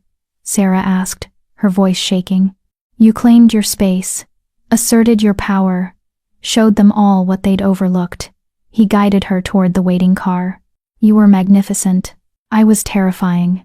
Even better. He helped her into the car, then slid in beside her. You don't need to be gentle anymore, Sarah. You don't need to make yourself small for anyone's comfort. You're a Silver Scribe awakening. You're powerful, and the sooner you embrace that, the better. The car pulled away from the hall, from the pack house, from everything Sarah had ever known. She looked back through the rear window, watching the lights fade in the distance. What happens now? She whispered. Now? Alexander's smile was sharp and pleased. Now you come to the royal court. You learn what you're capable of. You become who you were always meant to be. And what's that? I don't know yet. But I'm very interested in finding out. Sarah turned to face forward, watching the road stretch out ahead of them, leading away into darkness and possibility. Behind her, her old life, the rejection, the humiliation, the small, quiet existence, faded into memory. Ahead of her lay something unknown, something dangerous, something that scared and excited her in equal measure. She'd walked into that ceremony as a rejected mate trying to prove she wasn't broken. She was leaving as something else entirely, something powerful, something awake. And as the car carried her toward her new future, Sarah found herself smiling. The real story was just beginning. If Sarah's transformation from rejected mate to empowered silver scribe has you hooked, don't forget to subscribe, because her journey into power, politics, and discovering what the Alpha King really wants is only getting started. You won't want to miss what happens when she enters the royal court. Chapter 6. The Royal Court. The drive to the royal court took 3 hours, cutting through dense forests and winding mountain roads that Sarah had never traveled. She dozed against the window, exhausted from the emotional upheaval and the strange power that had surged through her at the reception. When she woke, dawn was breaking over the horizon, painting the sky in shades of gold and pink, and before them stood the royal court. Sarah had expected something grand, a palace, perhaps, or an elaborate estate. What she got was something far more impressive. The court was built into the mountainside itself, a sprawling complex of stone and glass that seemed to grow organically from the rock. Towers reached toward the sky, gardens cascaded down terraced levels, and everywhere, wolves moved with purpose.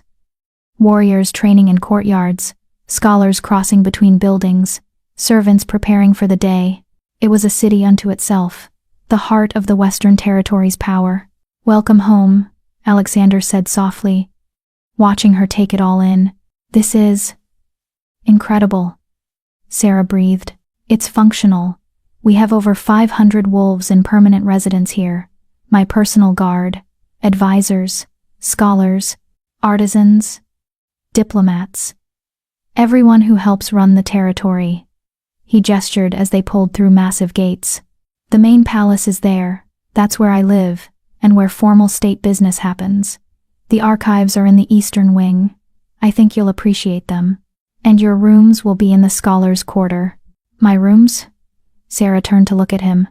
"I haven't agreed to stay." Alexander's smile was knowing. "Haven't you?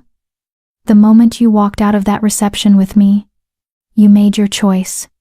You can't go back now, Sarah. They won't let you.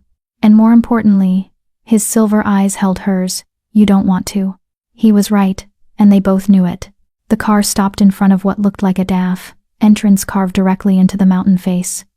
Alexander exited first, then offered his hand to help Sarah out. Her legs were unsteady after the long drive, and she was grateful for his support. A woman was waiting for them, tall and elegant, with steel-gray hair pulled into a severe bun and sharp hazel eyes that assessed Sarah in a single glance. She wore tailored pants and a crisp white shirt that spoke of efficiency and authority. "Alpha King," she said with a respectful nod. "Welcome back. And this must be Miss Martinez. Sarah, this is Helena Frost.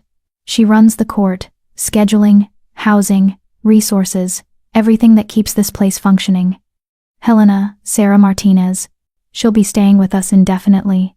Helena's expression didn't change, but Sarah sensed approval beneath the professional exterior. "Welcome, Miss Martinez. I've prepared rooms for you in the scholars' wing as requested. I trust you'll find them comfortable." She glanced at Alexander. "The council is requesting an audience. They heard about your appearance at the crescent moon ceremony. I'm sure they did. Tell them I'll meet with them after I've settled Miss Martinez." His tone made it clear. This wasn't negotiable. Helena nodded crisply. "Of course, Miss Martinez, if you'll follow me."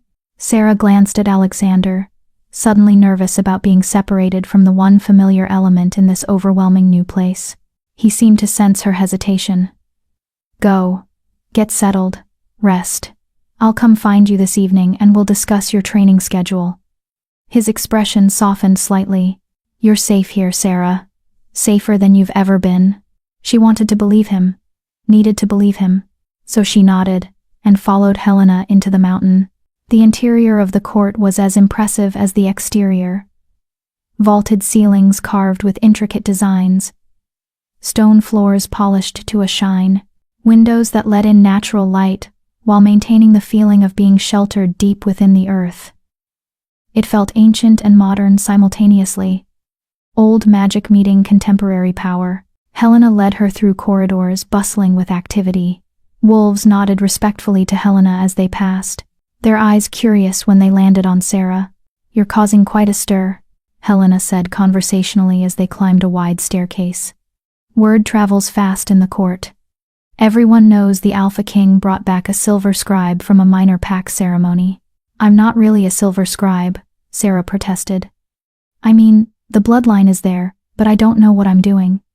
Last night was the first time I've ever manifested power publicly." Helena glanced back at her, one eyebrow raised.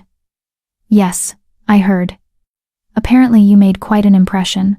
The Alpha King doesn't usually take such direct interest in awakening bloodlines. You must be something special. Or useful," Sarah said quietly.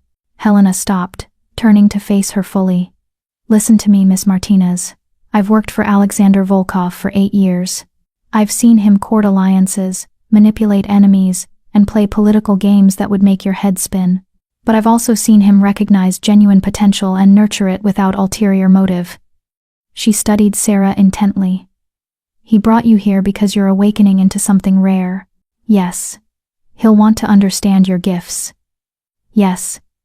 He'll want to know what you can do. But he'll also protect you and help you become stronger. That's not exploitation. That's investment in someone he believes has value." "How do you know he believes that?" "Because he gave you his personal protection in front of 3 packs worth of witnesses. Because he's housing you in the scholars' wing instead of the guest quarters. And because," Helena smiled slightly, "he asked me to make sure your rooms have a view of the Eastern Gardens. He remembered you work with books and thought you'd appreciate the morning light." Sarah blinked, surprised by that small consideration. Helena resumed walking.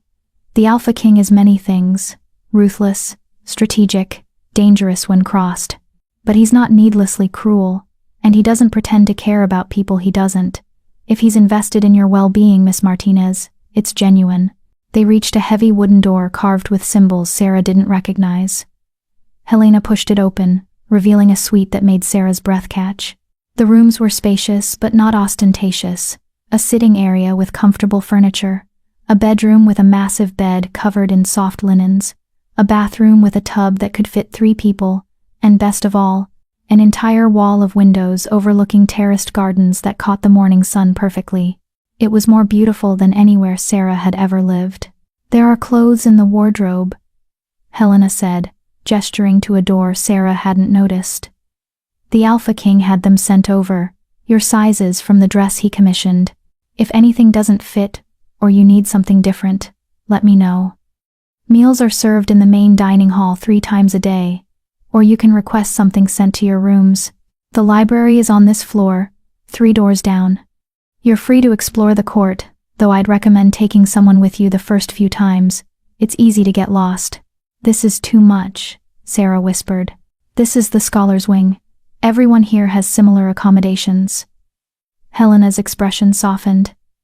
"You're not a charity case, Miss Martinez. You're not here on his mercy. You're here because you have gifts that are valuable and rare. The court invests in such people. It's how we maintain our power and knowledge base." She handed Sarah a small phone. "This is linked to the court's internal network. My number is programmed in, as is the Alpha King's. If you need anything, call. Otherwise, I suggest you rest. You've had a long night." Helena left, closing the door softly behind her. Sarah stood alone in her new rooms, overwhelmed by everything that had happened in the past 24 hours. Yesterday morning, she'd been a rejected Omega, preparing to face her worst nightmare. Now she was standing in the royal court, gifted rooms and clothes and protection by the Alpha King himself. It felt like a dream. Or a trap, maybe both. She walked to the windows, looking out at the gardens below. Wolves moved through them, some in deep conversation, others reading on benches, a few practicing what looked like meditation or energy work. This was her life now. This strange, powerful, dangerous, new world. Sarah closed her eyes and reached for that power she'd felt last night. The crackling energy that had made candles flicker and wolves step back. It was still there, humming just beneath her skin, waiting for her to learn how to use it, waiting for her to become whoever she was meant to be. She just hoped she was strong enough for what came next. Sarah slept through most of the day, her body finally surrendering to exhaustion. When she woke, the sun was setting, painting her rooms in shades of orange and gold. There was a covered tray on the table in her sitting room. Someone had brought food while she slept. Sarah ate mechanically, barely tasting the expertly prepared meal, her mind still processing everything. A knock at her door made her jump. "Come in," she called, setting down her fork. Alexander entered, still dressed formally but with his jacket discarded and his shirt sleeves rolled up. He looked tired but satisfied, like someone who'd spent the day handling difficult problems successfully. "You're awake." "Good." He settled into the chair across from her without asking permission. "How are you feeling?" Overwhelmed, confused, terrified. Sarah met his eyes. "Why am I really here, Alexander? And don't tell me it's just because I'm a silver scribe. There's something else. Something you're not saying." He studied her for a long moment, then nodded slowly. "You're perceptive. I suppose I shouldn't be surprised. It's part of your gift." He leaned forward, his expression turning serious. "You're right. There is more. I do need a silver scribe. And not just for archival work or truth sensing. Then what? I need someone who can read the old texts." Sarah frowned. "What old texts?" "Texts written in the first language of our kind. Before wolves modernized, before we integrated with human society, we had our own written language. Complex, layered with magic, nearly impossible to translate without the specific gift for it." His silver eyes glinted. Silver scribes were the record keepers precisely because they could read and write this language naturally. "It's part of your bloodline's magic." "I don't know any ancient wolf language," Sarah protested. "Not consciously. But it's there, coded in your blood, waiting to be unlocked by your awakening." He pulled something from his pocket, a small leather-bound book, very old, with symbols on the cover that made Sarah's head hurt to look at. "This is one of 17 texts we've recovered over the years. No one alive can read them, but according to every historical account I can find, a fully awakened silver scribe should be able to." Sarah took the book carefully. The moment her fingers touched it, something sparked. A connection. A recognition.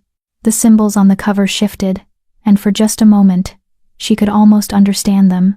Then the sensation faded, leaving only a headache. "I almost," she whispered. "Saw it? Understood it?" Alexander leaned forward intently. "That's the awakening.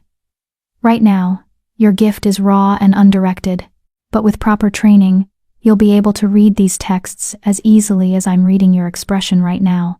What's in them? Why do you need them translated so badly?" Alexander's expression grew distant. "Knowledge, power, secrets the modern packs have forgotten. There are problems coming, Sarah, threats I can't handle with simple force or political maneuvering. I need information. I need to understand the old magic, the old ways, before it's too late." "Too late for what?" "I can't tell you that yet. Not until I know what these texts say." He took the book back, handling it reverently. "But I will tell you this. The Western Territory is more fragile than anyone realizes. We've grown comfortable, complacent. We've forgotten our roots, our magic, our connection to the moon goddess herself. And something is coming. Something ancient and angry and powerful, that our modern weapons and tactics won't be able to stop." Sarah felt cold. "You're saying we're in danger?" "I'm saying the entire wolf species might be in danger if I can't figure out what our ancestors knew and we've forgotten." His eyes met hers, deadly serious. "That's why I need you, Sarah. That's why I went to that ceremony. I've had people watching for Silver Scribe descendants for years. When Elder Moira sent word that one might be awakening in Crescent Moon Pack, I had to see for myself." "You were there for me specifically," Sarah breathed. The ceremony was just an excuse. Yes, he didn't look apologetic. Though humiliating your former mate was a pleasant bonus. You used me. I offered you a way out of an impossible situation while simultaneously pursuing something I needed. That's not using, that's mutual benefit. He stood, pacing to her windows. But I want to be clear, Sarah. I'm not forcing you to help me. If you want to leave, I'll arrange safe transport anywhere you want to go. I'll provide money, recommendations, protection. You're not a prisoner here. But if you stay, I'll train you. Help you understand your gifts. Give you access to knowledge and resources most wolves can only dream of. And yes, I'll ask you to help me translate these texts. To help me understand what's coming and how to stop it. He turned to face her. In exchange, you'll be under my protection.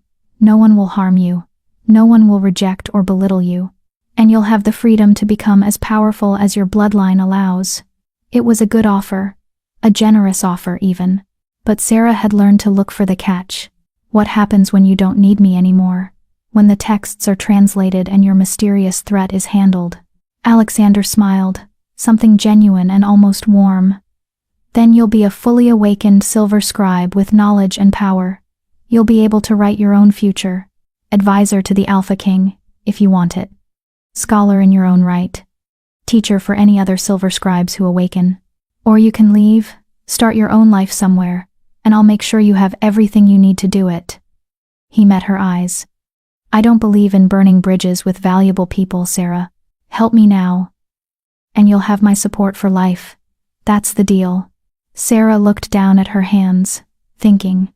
She could leave, take his offer of safe transport, start over somewhere new, try to figure out her powers alone. Or she could stay, learn, become strong, help him with whatever mysterious threat he was worried about. Both options were terrifying in different ways, but only one offered answers. If I stay, she said slowly, I want to know everything. No more secrets. No more mysterious hints about coming threats. If you want my help, I need to understand what I'm helping with. Alexander considered this, then nodded. Agreed. Though some things I can only explain once you've read enough of the texts to understand the context. Deal? He offered his hand. Sarah looked at it. AG, strong, capable, belonging to someone who'd turned her life upside down in less than 24 hours. Someone dangerous, manipulative, powerful beyond measure. Someone who'd also given her a way out of her nightmare, and offered to help her become something more. She took his hand. Deal. His smile was victorious. Excellent. Your training starts tomorrow. I've arranged for Cassandra, she's my most skilled energy worker, to help you learn control, and I'll work with you personally on the translation attempts. He headed for the door, then paused. Oh, and Sarah? Welcome to the royal court. I think you're going to be exactly what we need. Then he was gone, leaving Sarah alone with her swirling thoughts and the weight of a decision that would change everything. She walked back to the windows, looking out at the court below. Somewhere in this complex were ancient texts filled with secrets. Somewhere was knowledge about threats and old magic and forgotten power. And somehow, she was supposed to help unlock it all. Sarah pressed her hand to the window glass, feeling the cool surface against her palm. What have I gotten myself into? She whispered to the empty room. The gardens below offered no answers, just the peaceful movement of wolves going about their evening. But somewhere deep inside her, in the place where the silver scribe magic was awakening, Sarah felt a spark of excitement alongside the fear. For the first time in her life, she had a purpose beyond survival. She had a mystery to solve, power to master, a future to build, and maybe, just maybe, she was finally becoming who she was always meant to be. Chapter 7. The Awakening. Sarah woke before dawn to someone pounding on her door. Up, up, up, a cheerful voice called. Training starts at sunrise, and I don't tolerate lateness. Sarah stumbled out of bed, disoriented and still half asleep. She opened the door to find a woman who looked like she'd been made from pure energy. Petite, but vibrant, with wild copper curls, freckles scattered across dark skin, and eyes that glowed with an unnatural amber light. You must be Sarah. The woman pushed past her into the room without invitation. I'm Cassandra Kim, energy worker extraordinaire and your new favorite person. We have exactly 30 minutes to get you dressed, fed, and to the training courtyard. Move. I just woke up. Sarah protested. Then you woke up late. Power doesn't wait for beauty sleep, sweetheart. Cassandra was already rifling through the wardrobe, pulling out training clothes, flexible pants, a fitted top, soft shoes. Put these on. There's coffee and breakfast bars on your table. Eat while you dress. We're burning daylight. It's still dark outside. Exactly. We're already behind. But Cassandra's grin suggested she was enjoying Sarah's confusion. Come on, Silver Scribe. Let's see what you're made of. 20 minutes later, Sarah found herself in a stone courtyard on the eastern edge of the court. Coffee still warming her hands, watching the sun creep over the mountain peaks. The courtyard was circular, with symbols carved into the stone floor, the same kinds of symbols that had been on the ancient text Alexander showed her. Around the perimeter, braziers burned with flames that seemed too steady, too bright, to be natural. This is a training circle, Cassandra explained, moving to the center. The symbols amplify and contain magical energy. When you're learning control, you don't want your power bleeding out all over the place, causing problems. In here, we're safe to push your limits. I don't know how to use my power, Sarah admitted. Last night at the ceremony, it just happened. Because you were angry and scared and had no control. Emotions are the easiest trigger for raw power. Cassandra gestured for Sarah to join her in the center. But emotions are also messy and unpredictable. If you want to be useful instead of dangerous, you need to learn to access your gift consciously. So, tell me what you felt when the power manifested. Sarah thought back to the reception, to Isla calling her a whore, to the rage that had bubbled up from somewhere deep and primal. Heat, she said slowly. Like fire under my skin. And pressure, like something pushing outward, wanting to be released. Good description. That's your energy body, recognizing it has power it wants to use. Cassandra began walking around Sarah in a slow circle. Every wolf has an energy body. It's what lets us shift, what connects us to the moon goddess, what makes the mate bond possible. But most wolves never learn to consciously manipulate their energy beyond the basic shift. They just let instinct handle it. And Silver Scribes are different? Silver Scribes don't just have energy. You have channels, pathways that let you sense, read, and manipulate information itself. Truth and lies, emotions and intentions. And most importantly, Cassandra stopped in front of her. You can read and write with pure energy. That's what lets you understand the old language. The symbols aren't just pictures. They're concentrated packets of information and magic that your gift can decode. Sarah's head was already spinning. That sounds complicated. It is. Which is why we're starting simple. Cassandra held out her hand. Take my hand and close your eyes. I'm going to push a tiny bit of my energy toward you. Your job is to sense it, understand what it feels like, and describe it to me. Sarah took Cassandra's hand, closing her eyes. For a moment, nothing happened. Then she felt it, a warmth flowing from Cassandra's palm into hers. Not physical heat, but something else. Something that carried information. You're excited? Sarah said uncertainly. And curious. And amused? Excellent, Cassandra squeezed her hand. You're reading my emotional state through the energy. That's basic empathy work. Most wolves can't do it at all. But for you, it should be as natural as breathing once you practice. Now, I'm going to think of a specific memory. Tell me what you sense. The energy shifted, and suddenly Sarah was flooded with impressions. Sunshine, laughter, the taste of strawberries, a feeling of pure joy. Summer, Sarah whispered. You're remembering summer.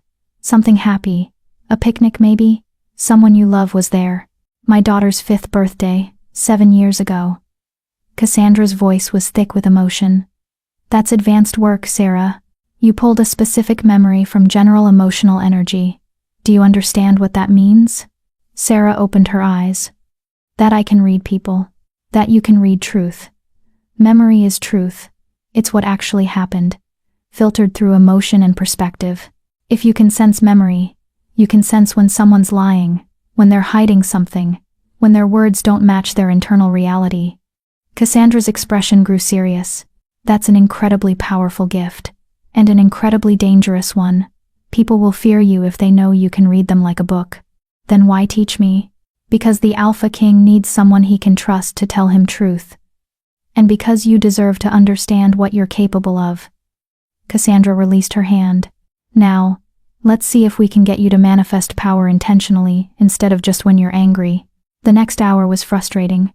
Cassandra had Sarah try to channel energy through various exercises, lighting candles with just focus, moving small objects, creating shields of pure energy. Sarah failed at all of them.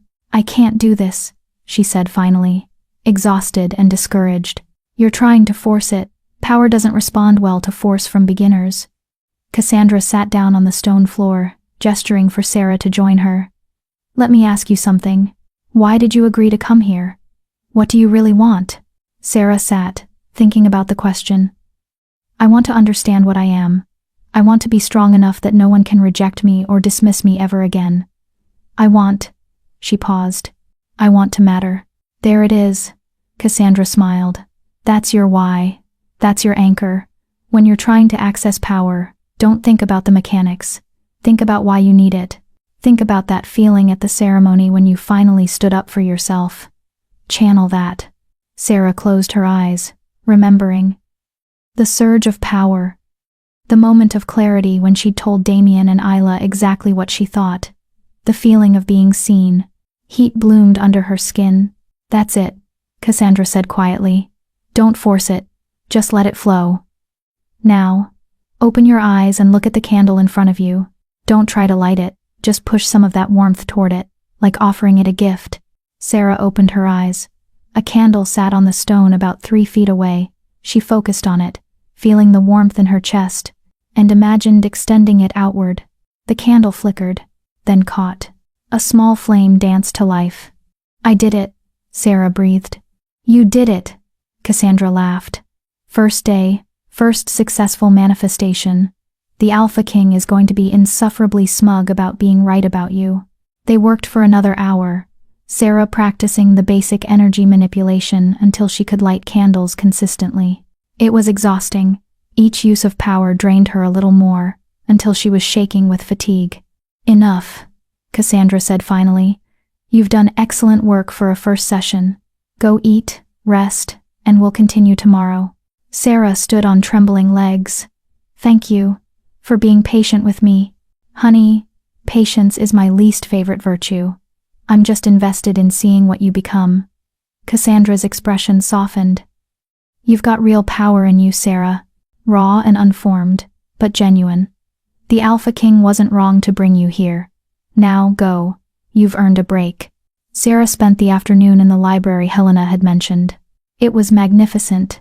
3 stories of floor-to-ceiling books, with rolling ladders, comfortable reading nooks, and tables covered in scrolls and manuscripts. The smell of old paper and leather bindings was intoxicating. She was browsing the history section when she felt someone watching her. "You must be the new silver scribe everyone's talking about." Sarah turned to find a male wolf studying her with open curiosity. He was tall and lean, with warm brown skin, short black hair, and intelligent dark eyes behind wire-rimmed glasses. He wore scholar's robes, deep blue with silver trim. "I'm Sarah Martinez," she said, offering her hand. "And I'm not really a silver scribe yet, still figuring out what that means." "Marcus Chen, head librarian and the court's primary historical researcher." He shook her hand warmly. "And don't sell yourself short. If Alexander brought you here specifically, you're already more than you think you are. He doesn't make mistakes about bloodline potential. You sound like you know him well. I've worked for him for 6 years. Helped him track down most of those old texts he's obsessed with." Marcus gestured to a private study room. "Speaking of which, he asked me to give you an orientation to the collection. Show you what we have, what we're looking for, that sort of thing. Have time now?" Sarah followed him into the study room, which was lined with locked glass cases containing ancient-looking books and scrolls. This is our secured collection, Marcus explained. Everything here is at least 300 years old. Some pieces date back to the founding of the first wolf packs. And these, he pointed to a special case containing 17 small leather-bound books, are the old texts. The ones written in the first language that none of us can read. Sarah moved closer, studying them through the glass. Just looking at them made her head hurt. The same sensation she'd felt when Alexander showed her one. Why do they do that? She asked. Why does looking at them hurt? Because they're not meant for modern wolves. They're encoded with magic that only unlocks for specific bloodlines. Silver scribes being the primary one. Marcus pulled out a key, unlocking the case. Alexander said you should try examining them again. See if your training this morning made any difference. He carefully removed the smallest text and handed it to Sarah. The moment her fingers touched it, the pain intensified. But this time, underneath the pain, she felt something else. A pulling sensation, like the book wanted to communicate but couldn't quite bridge the gap. Sarah opened it carefully. The pages were covered in symbols, NESA, flowing, organic shapes that seemed to shift when she looked at them directly. But now, after Cassandra's training, after learning to sense energy, she could feel something.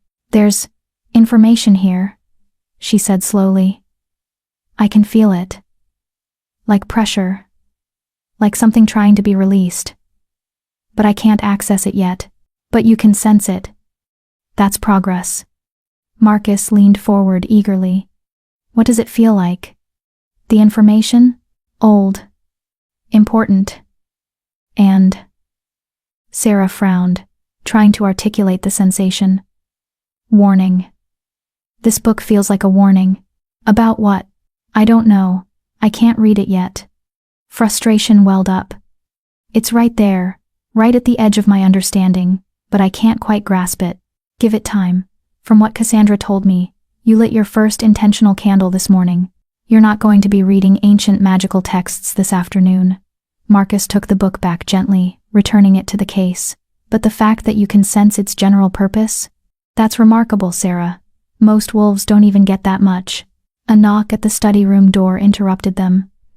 Helena entered, her expression professional but with an undertone of urgency. Miss Martinez, the Alpha King requests your presence in his private study. Immediately. Something in her tone made Sarah's stomach tighten. Is something wrong? He didn't say. But he was. Intense. Helena's eyes flicked to Marcus. You should go now. Sarah followed Helena through corridors she was already starting to recognize, deeper into the mountain, until they reached a heavy door carved with intricate wolf imagery. Helena knocked once, then opened it. Miss Martinez, as requested. Thank you, Helena. Alexander's voice came from within. Sarah entered to find him, standing by floor-to-ceiling windows that overlooked the western valley. His back was to her, his posture tense. The door closed behind her, leaving them alone. You wanted to see me? Sarah asked. I received word from Crescent Moon Pack. Alexander turned to face her, and his expression was cold fury barely contained. From your former beta, specifically. Sarah's blood chilled. What did Damien want? To lodge a formal complaint about my conduct at his ceremony. To suggest I coerced or manipulated you into leaving with me. To demand your return to your home pack for your own safety. His eyes glittered dangerously. He's claiming I abducted you. That's insane. I came willingly. I know that. You know that. But he's making it a formal political issue, questioning my authority, my methods, my treatment of pack members under my protection. Alexander's jaw clenched. And more concerning, he's not doing this alone. Alpha Graham co-signed the complaint. So did Luna Thorne. They're making this an official pack grievance against the Crown. Sarah felt sick. Why? Why would they do this? Because they're embarrassed. Because I humiliated them publicly and they want revenge. Because, his eyes met hers, they realized too late what you might become, and now, they want you back. Not because they care about you, but because a silver scribe is a valuable asset they threw away. What are you going to do? Alexander's smile was cold and sharp. I'm going to give them exactly what they asked for. A formal response to their formal complaint. He moved to his desk, picking up a document.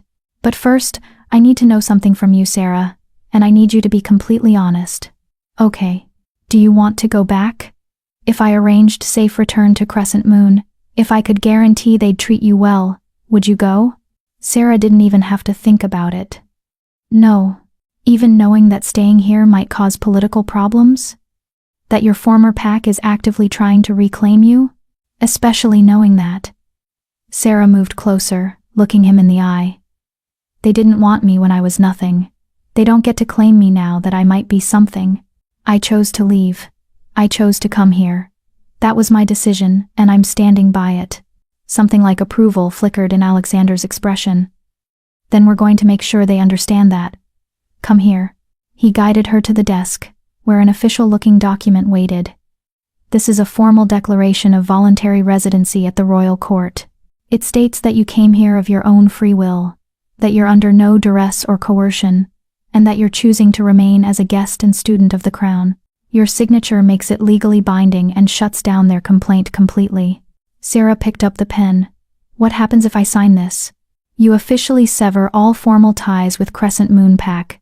You'll no longer be under their alpha's authority. Instead, you'll be under mine, not as a pack member, but as a court resident. You'll have autonomy, protections, and the right to leave whenever you choose. But while you're here, I'm responsible for your well-being. And if I don't sign, then I have to take their complaint seriously and at least consider returning you for mediation. It would be a political nightmare, but I'd handle it. His silver eyes held hers. But I won't force you either way. This is your choice, Sarah. Your future. What do you want? Sarah looked at the document, at the pen in her hand, at the Alpha King watching her with an intensity that suggested her answer mattered more than he was letting on. She thought about Crescent Moon Pack, about years of being invisible, about Damien's rejection, about walking into that ceremony and finally being seen. She thought about this morning, lighting her first candle with pure energy, about ancient texts waiting to be read, about becoming someone powerful enough that no one could ever dismiss her again. The choice was easy. Sarah signed her name with a steady hand. I want to stay. I want to learn. I want to become who I'm meant to be. She looked up at Alexander. And I want to help you figure out what threat you're so worried about. So let's make it official. Alexander took the document, his smile sharp and satisfied. Welcome to the royal court, Sarah Martinez, formally and officially. He moved to a side table, where a bottle of amber liquid waited. This calls for a toast. He poured 2 glasses, handing one to Sarah. To new beginnings, to old magic awakening, and to showing certain wolves that they should have appreciated what they had. Sarah raised her glass. To choosing my own future. They drank, the liquid burning pleasantly down her throat. Now, Alexander said, setting down his glass. Let's draft my response to your former pack. I want them to understand exactly how badly they miscalculated. As he pulled out fresh paper and began writing, Sarah watched him work, watched this powerful, dangerous Alpha King who'd turned her life upside down and given her a chance at something more. She still didn't fully trust him, still didn't understand all his motivations. But for the first time in her life, she was choosing her own path, instead of accepting the one others carved for her, and that felt like power all its own. Chapter 8. The First Translation. 3 weeks passed in a blur of training, study, and gradual transformation. Sarah fell into a routine that felt more purposeful than anything she'd experienced in her old life. Mornings with Cassandra, learning to channel and control her energy. Afternoons in the library with Marcus, studying the history of silver scribes, and trying to understand the context of the old texts. Evenings with Alexander, where he'd test her progress and share what little he knew about the coming threat he feared. She was getting stronger, not just magically, but physically, mentally. The court's training was rigorous but effective. She could now light candles without concentration, sense emotions from across a room, and even create small shields of protective energy. But she still couldn't read the old texts, until the morning of the 4th week. Sarah woke before dawn with a splitting headache and symbols dancing behind her eyelids. She dreamed of the texts again, vivid dreams where the symbols came alive, trying to tell her something urgent, something vital. She gave up on sleep, dressed quickly, and made her way to the library while the court was still mostly asleep. Marcus kept the secured collection locked, but he'd given Sarah access weeks ago, trusting her with the precious materials. She unlocked the case with trembling hands and removed the smallest text, the one that had felt like a warning when she first touched it. The symbols on the cover still hurt to look at, but the pain was different now, sharper, more focused, like a key that was almost, but not quite, fitting into a lock. Sarah sat at the study table, the text in front of her, and closed her eyes. She did what Cassandra had taught her, found her anchor, her reason for needing this power. She thought about being dismissed and rejected, about being told she didn't matter, about the determination to prove them all wrong. Heat bloomed under her skin, power surged through her channels. When she opened her eyes, the symbols were glowing. Not physically, she could still see them as black marks on yellowed pages, but overlaid on top of them was a luminous script that pulsed with energy, with meaning, with information that her silver scribe gift could finally decode. Her hand moved without conscious thought, pulling paper and pencil toward her. And she began to translate. The words came slowly at first, then faster as her gift found its rhythm. In the time before memory, when wolves first learned to speak with human tongues and walk on two legs, there was a covenant made between our kind and the earth itself. We were given the gift of transformation, the blessing of the mate bond, the protection of the moon goddess. In exchange, we promised to be guardians, protectors, keepers of the balance between the wild and the civilized. Sarah's hand cramped, but she couldn't stop. The words kept flowing. But guardians can become complacent. Protectors can forget what they protect. And when the balance tips too far, when wolves forget their sacred duty and live only for themselves, the earth remembers. The old magic remembers. And what was given can be taken away. Her headache intensified, but Sarah pushed through it. This text is a warning for those who come after. There is a price for abandoning the covenant. There are consequences for treating sacred gifts as entitlements. When enough wolves have rejected their true mates, when enough packs have prioritized power over purpose, when enough of our kind have forgotten what we are. Sarah's hand shook violently. But she kept writing. The culling will come. She stopped, staring at the words she'd written. The culling. The term carried weight, carried horror, carried implications that made her blood run cold. What's the culling? She whispered to the empty library. The text didn't answer, but more symbols glowed, demanding translation. The culling is the earth's reset. When wolves have strayed too far from their purpose, an ancient force awakens to remind us what we are. It strips away the gifts of those deemed unworthy. It breaks mate bonds that should never have been made. It forces us back to our roots, back to the wild, back to the beginning. Sarah felt sick. How do we stop it? The culling cannot be stopped. It can only be survived by those who remember, those who honor the covenant, those who treat the sacred as sacred. The purge will come for the unfaithful, the arrogant, the false. But those who are true, true to their mates, true to their purpose, true to the old ways, will endure. More symbols, more translations. Her hand was bleeding now from gripping the pencil so hard, but she couldn't stop. The signs of the culling's approach. Mate bonds will break without rejection. Shifts will fail. The moon goddess's light will dim. Wolves will lose their connection to pack, to purpose, to the magic that makes them more than human. And then she will come. Who? Sarah demanded, tears streaming down her face from the pain in her head. Who will come? The first wolf, the mother of monsters, the one who gave us this gift and can take it away. She sleeps in the deep places, in the forgotten spaces, waiting for the balance to break. And when she wakes, she will judge us all. The glowing symbols faded. The connection broke. Sarah slumped forward, her head hitting the table, unconscious before she even realized she was falling. She woke to Alexander's voice calling her name and strong hands shaking her shoulders. Sarah, Sarah, wake up! She opened her eyes to find him leaning over her, his expression genuinely worried. Behind him stood Cassandra, Marcus, and Helena, all looking concerned. What happened? Alexander demanded. Helena found you unconscious in the library. There's blood on your hands. Sarah sat up slowly, every muscle in her body aching. Her head felt like it had been split open and reassembled wrong, but more pressing than the pain was the urgent need to tell him what she'd learned. "I did it," she rasped. "I translated one of the texts." The room went silent. "You..." "What?" Marcus breathed. "The smallest one, the warning."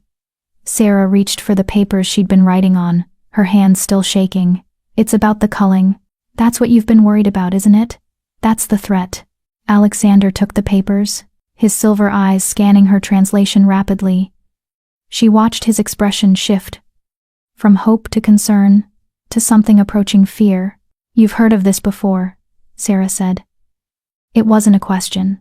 Rumors, fragments of old stories, nothing concrete. He looked up at her. "Until now."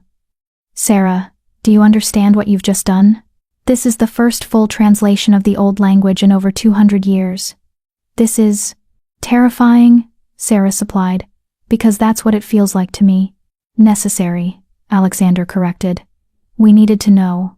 We needed confirmation." He handed the papers to Marcus. "Copy these. Distribute them to the council. We need to convene an emergency meeting." "Wait," Sarah said, struggling to stand. Cassandra caught her arm, steadying her. "What is the culling, really? The text talks about it like we should know, but I don't understand what it means." Alexander's jaw clenched. "It means that every 2 or 3 centuries, when wolf society has degraded enough, when we've strayed too far from what we're supposed to be, something happens. A purge. Wolves start losing their abilities, mate bonds dissolve, entire packs collapse. And then people start dying." "How many people? Last time?" "Over half the wolf population."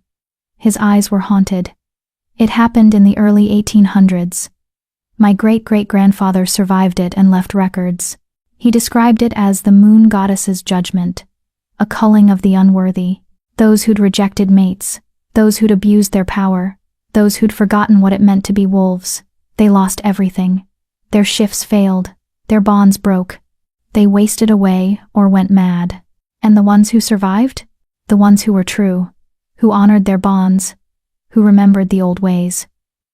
Alexander looked at her intently. "The ones who were worthy." Sarah felt cold. "You think it's happening again?" "I know it is. The signs are already starting. There have been reports from outlying packs, mate bonds breaking spontaneously, shifts failing, wolves losing their connection to pack magic. It's subtle right now, easy to dismiss as individual problems. But it's spreading. And if the pattern holds from last time, it's going to get much worse before it gets better." "How much worse?" "Catastrophic. Civilization ending for our kind." He moved to the window, staring out at the court. "That's why I needed the texts translated. I needed to know if what I was seeing was really the culling, or just coincidence. Now I know. And now I need to figure out how to save as many wolves as possible before she wakes." "The first wolf," Sarah said, remembering the text. "The mother of monsters. That's who she is? The original wolf, the source of all our magic." According to the old stories, she was the first human to receive the gift of transformation from the moon goddess. She became the mother of our entire species, and when we stray too far, she wakes from her eternal sleep and judges us. Alexander's hands clenched into fists. "I've been trying to find where she sleeps, trying to figure out if there's a way to stop her awakening, or at least delay it, but without being able to read the texts." "Now you can," Sarah said quietly. "Through me." He turned to face her, and the weight in his eyes was crushing. "Yes, through you, Sarah. I need you to translate all 17 texts. We need to understand everything, how the culling works, what triggers it, if there's any way to stop it or survive it. Everything depends on what's written in those books." "No pressure," Sarah said weakly, trying for humor and failing. "Immense pressure," Alexander corrected. "I won't lie to you about that. What you just did, translating that text, might be the most important thing anyone has done in the last century, and I'm going to need you to do it 16 more times." He moved closer, his expression intense. "Can you do that? Can you handle that responsibility?" Sarah looked at the books still locked in their case, looked at the translation she'd just completed, looked at her bleeding hands and thought about the splitting headache that still pounded behind her eyes. 16 more times. 16 more sessions of pain and power and pushing herself beyond her limits. It should have felt impossible. Instead, it felt necessary. "Yes," she said. "I can do it." "It will hurt," Cassandra warned quietly. "What you just did, channeling that much energy, forcing a gift that's barely awakened to work at such an advanced level, it's going to damage you if you push too hard too fast. Then, we'll be careful," Alexander said. "Pace it out. Take breaks between translations. Make sure Sarah's healthy and strong enough for each attempt." He looked at Cassandra. "Can you help with that? Manage her energy levels? Make sure she doesn't burn herself out?" "I can try. But there are limits to what even I can do." Cassandra met his eyes. "If she pushes too hard, she could damage her channels permanently. Or worse. Then we'll make sure that doesn't happen." Alexander's tone brooked no argument. He turned back to Sarah. "I'm not going to sacrifice you for this, understand? We'll work at whatever pace keeps you safe. But I need you to be honest with me about your limits. Don't be a hero. Don't push yourself until you break."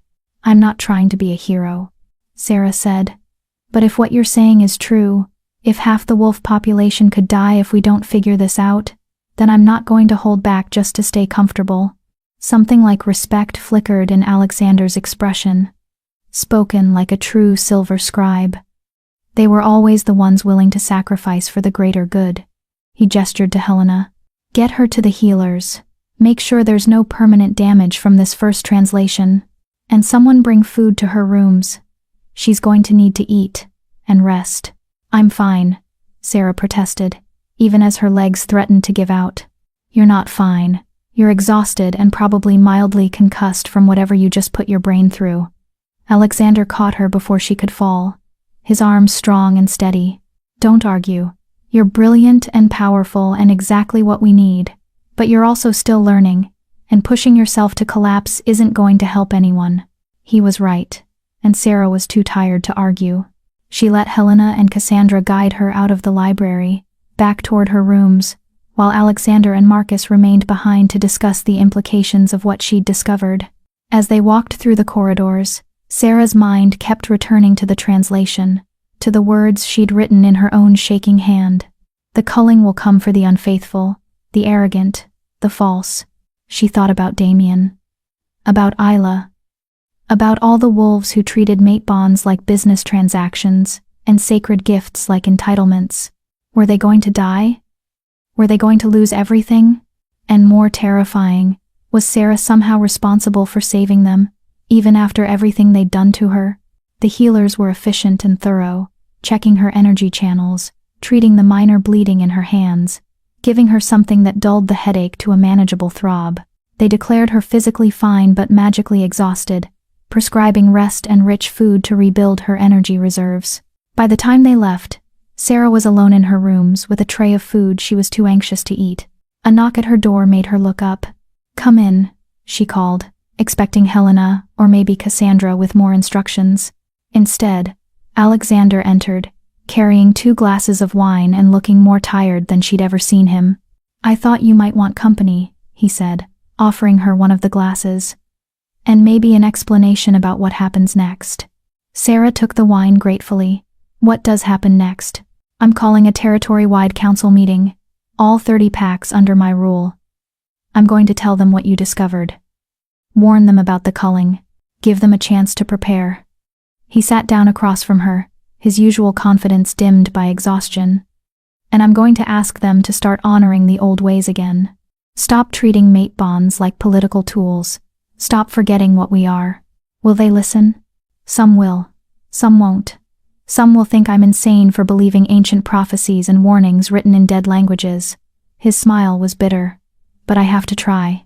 Because if I don't, and the culling comes in full force, millions of wolves will die, and I'm not willing to let that happen without a fight." Sarah studied him over the rim of her wine glass. "You really care about them. All of them. Not just the powerful ones, or the useful ones. All of them. I'm the Alpha King. They're my responsibility. Of course I care." He looked at her, and something vulnerable flickered in his expression. Does that surprise you? A little. I thought you were just strategic, calculating, using people for what they could give you. I am strategic. I do calculate. And yes, I use people's skills and gifts to achieve my goals. He leaned forward. But my goals are to protect and strengthen our species, to make sure we survive and thrive. That requires caring, Sarah. Cold calculation alone doesn't inspire loyalty, doesn't make people willing to sacrifice, doesn't build the kind of unity we're going to need to survive what's coming. So you do have a heart under all that cold Alpha King exterior. Don't tell anyone. It would ruin my reputation. But his smile was genuine, almost warm. Thank you, Sarah, for what you did today, for being brave enough to push yourself to translate that text, for giving us the information we desperately needed. I haven't finished. There are 16 more texts, and you'll translate them when you're ready. But what you've already done. He raised his glass in a toast. That was extraordinary, and I won't forget it. They drank in comfortable silence, the weight of the world's problems feeling slightly more manageable with shared burdens. Can I ask you something? Sarah said finally. Always. Why did you really come to Crescent Moon that night? You said you knew about me, that you'd been tracking Silver Scribe descendants. But why me specifically? There must be others out there.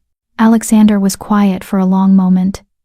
There are others, 3 that we know of, but 2 are children, too young to have awakened, and the 3rd, he grimaced.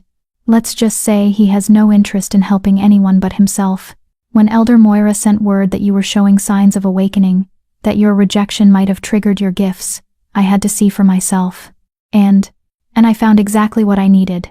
Someone intelligent, resilient, someone who'd been through hell and came out stronger instead of broken. Someone who understood pain and loss, and still chose to fight. His silver eyes held hers. Someone worthy of the power she was awakening into. That's rare, Sarah. Rarer than you know. I'm not special, Sarah protested. I'm just, if you say just a librarian, I'm going to throw you out that window. His tone was light, but his eyes were serious.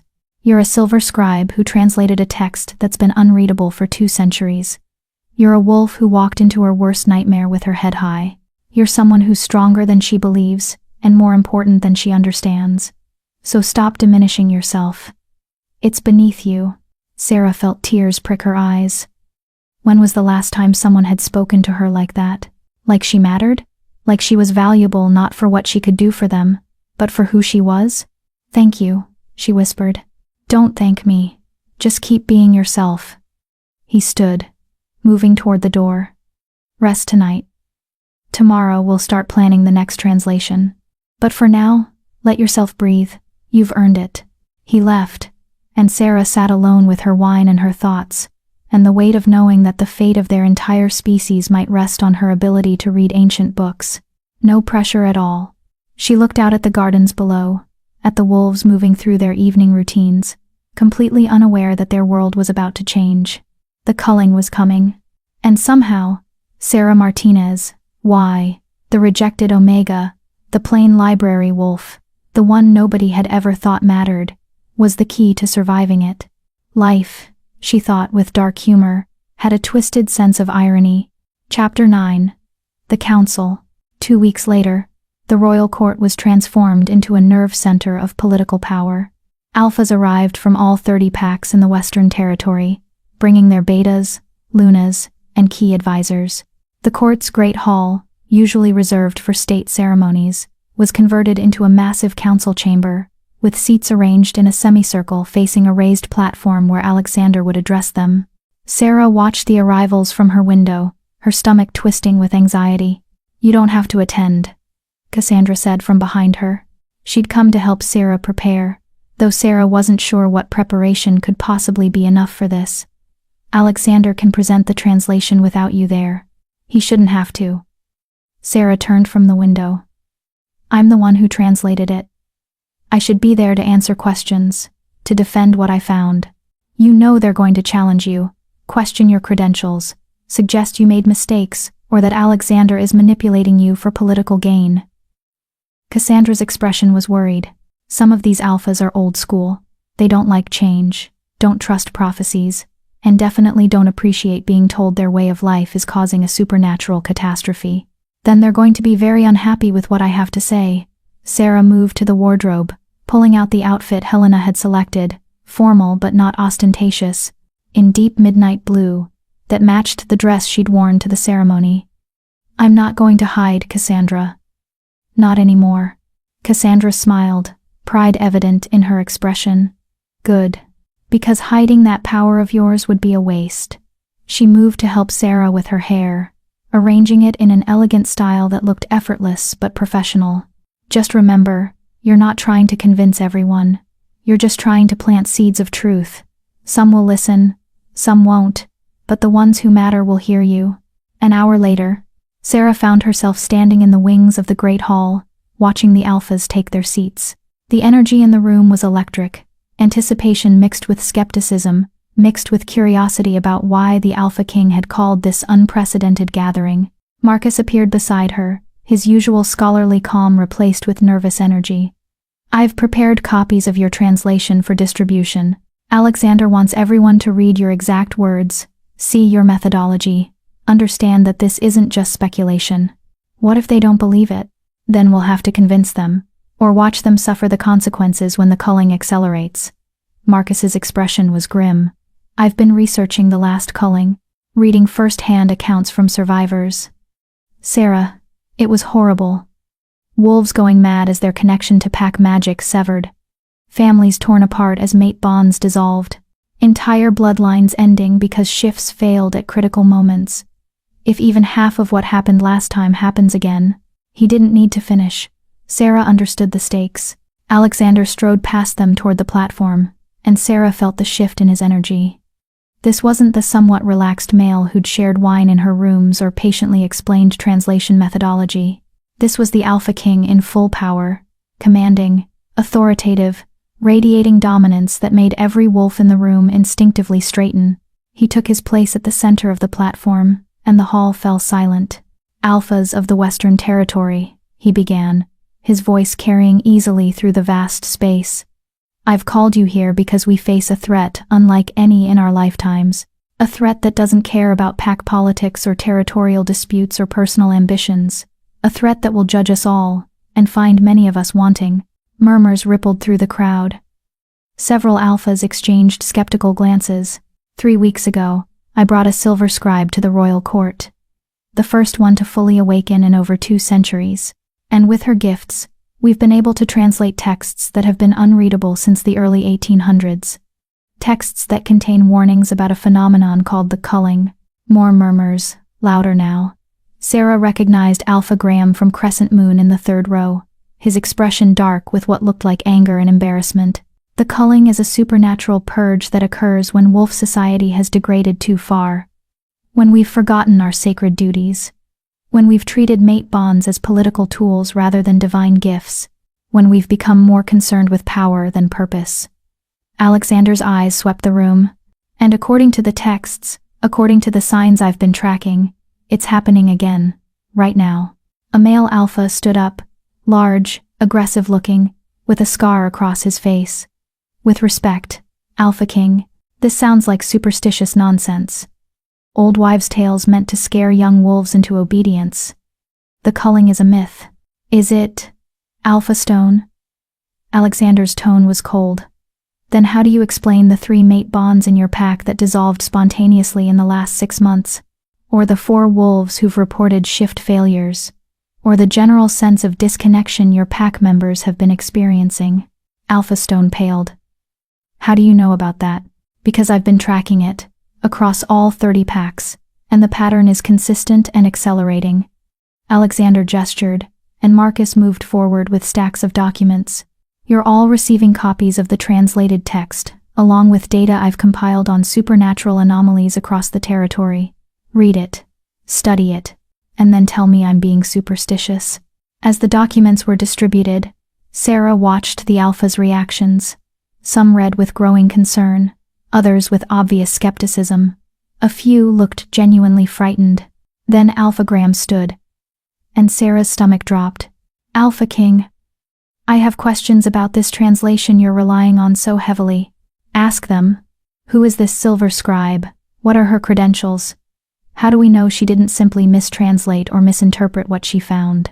His eyes found Sarah in the wings, cold and calculating.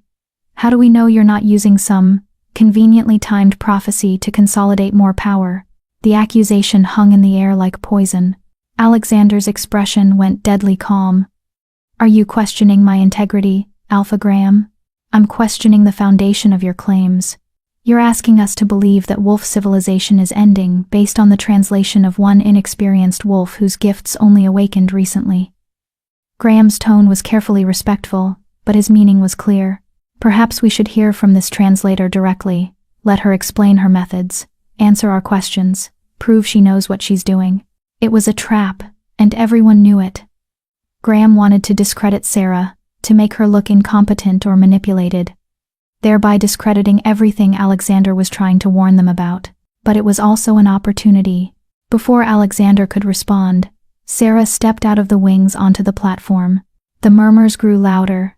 She felt hundreds of eyes on her, assessing, judging, dismissing. Felt their skepticism like a physical weight. But she'd faced worse than skeptical alphas. She'd faced her rejected mate at his ceremony and survived. She could handle this. I'm Sarah Martinez, she said, her voice steady and clear. Former archivist of Crescent Moon Pack, recently awakened Silver Scribe. And the translator of the texts Alpha King Alexander is referencing. Former archivist? Graham pounced on that. So you left Crescent Moon? Under what circumstances? Under the circumstances of being rejected by my true mate, and then invited to his mating ceremony as a form of public humiliation. Sarah met his eyes steadily. I chose to leave rather than remain in a pack that values political advancement over sacred bonds.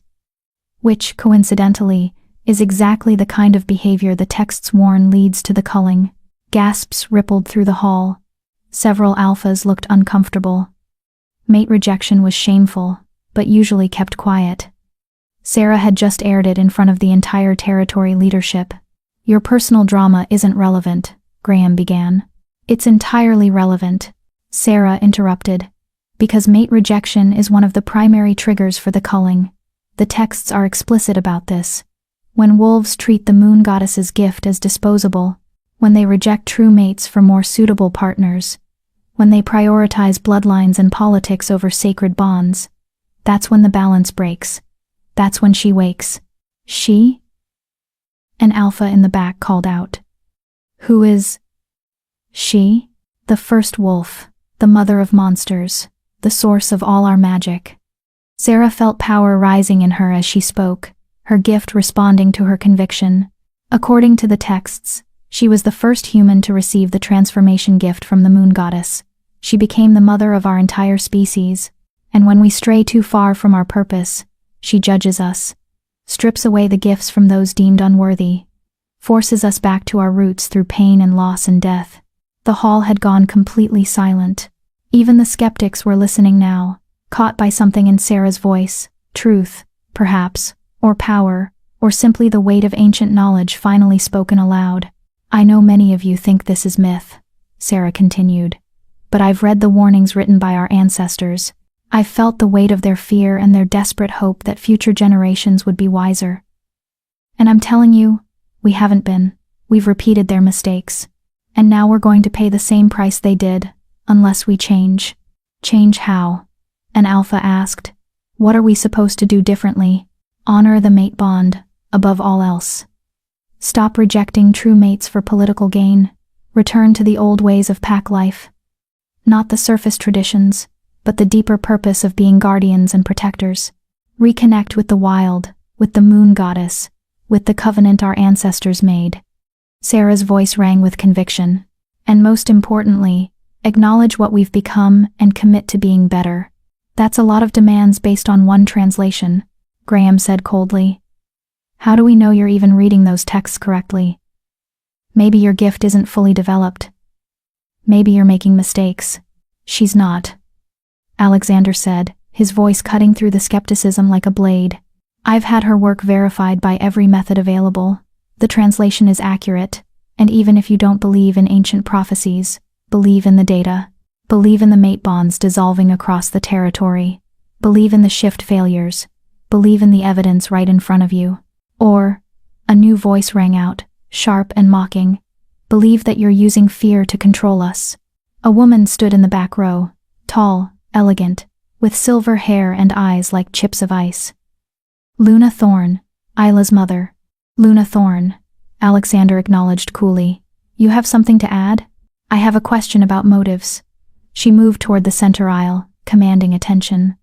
You bring this girl here, the same girl who caused a scene at my daughter's mating ceremony, who's clearly infatuated with power and status.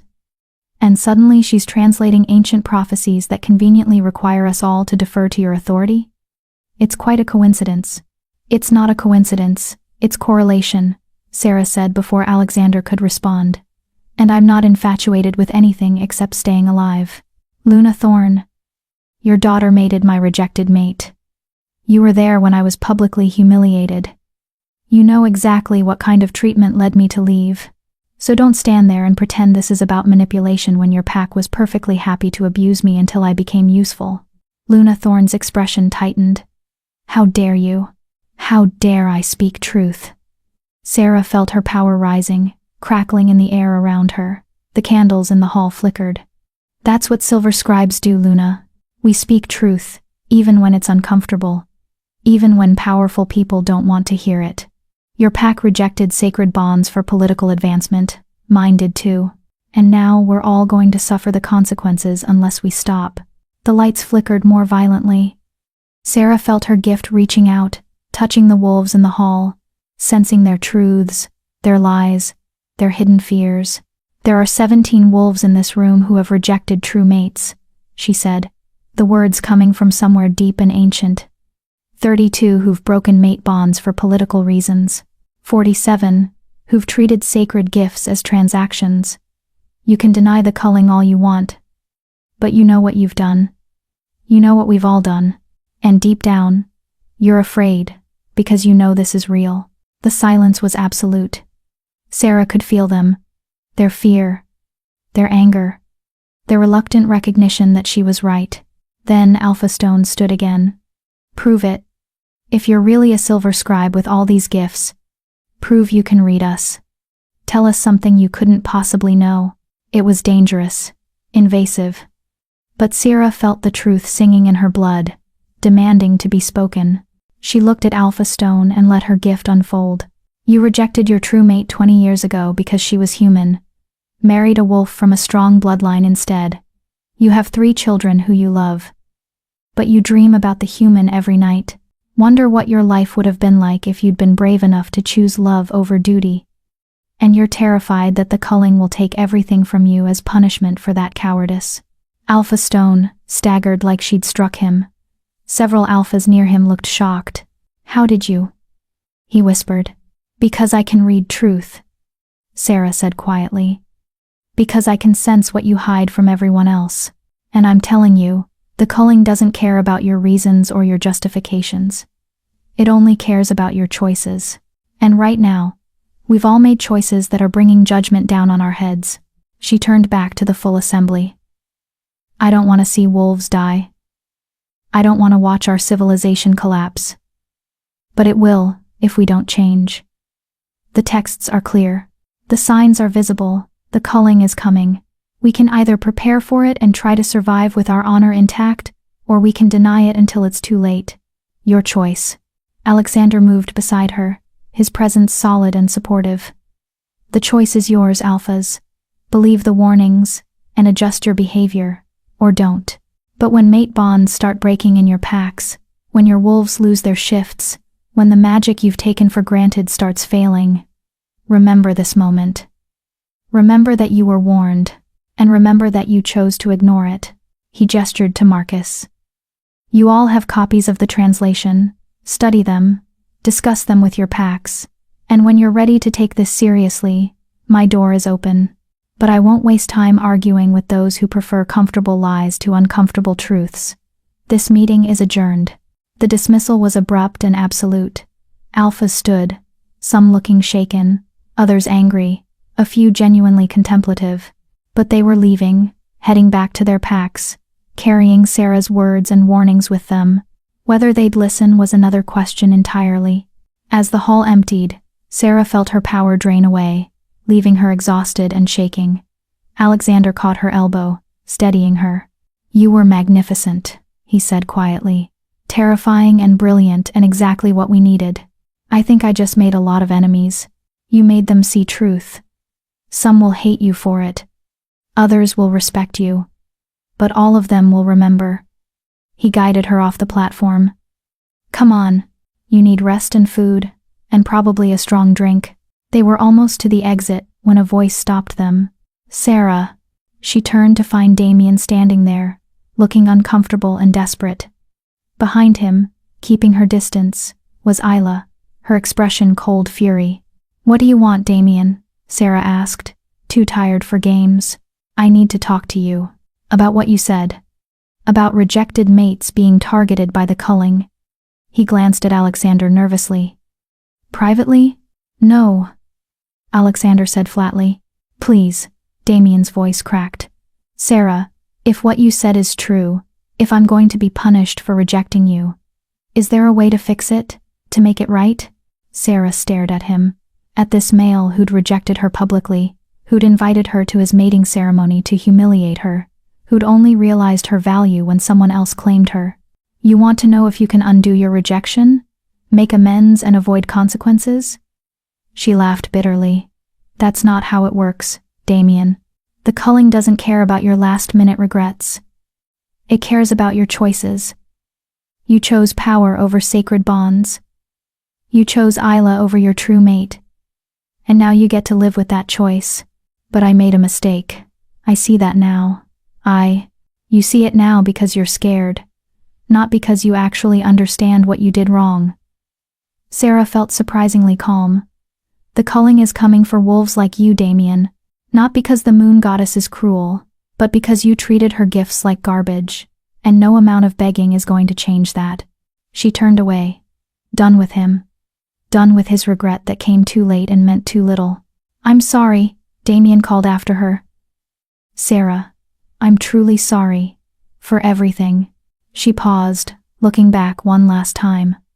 "I believe you, but it doesn't matter anymore. Goodbye, Damien. I hope you survive what's coming. I really do.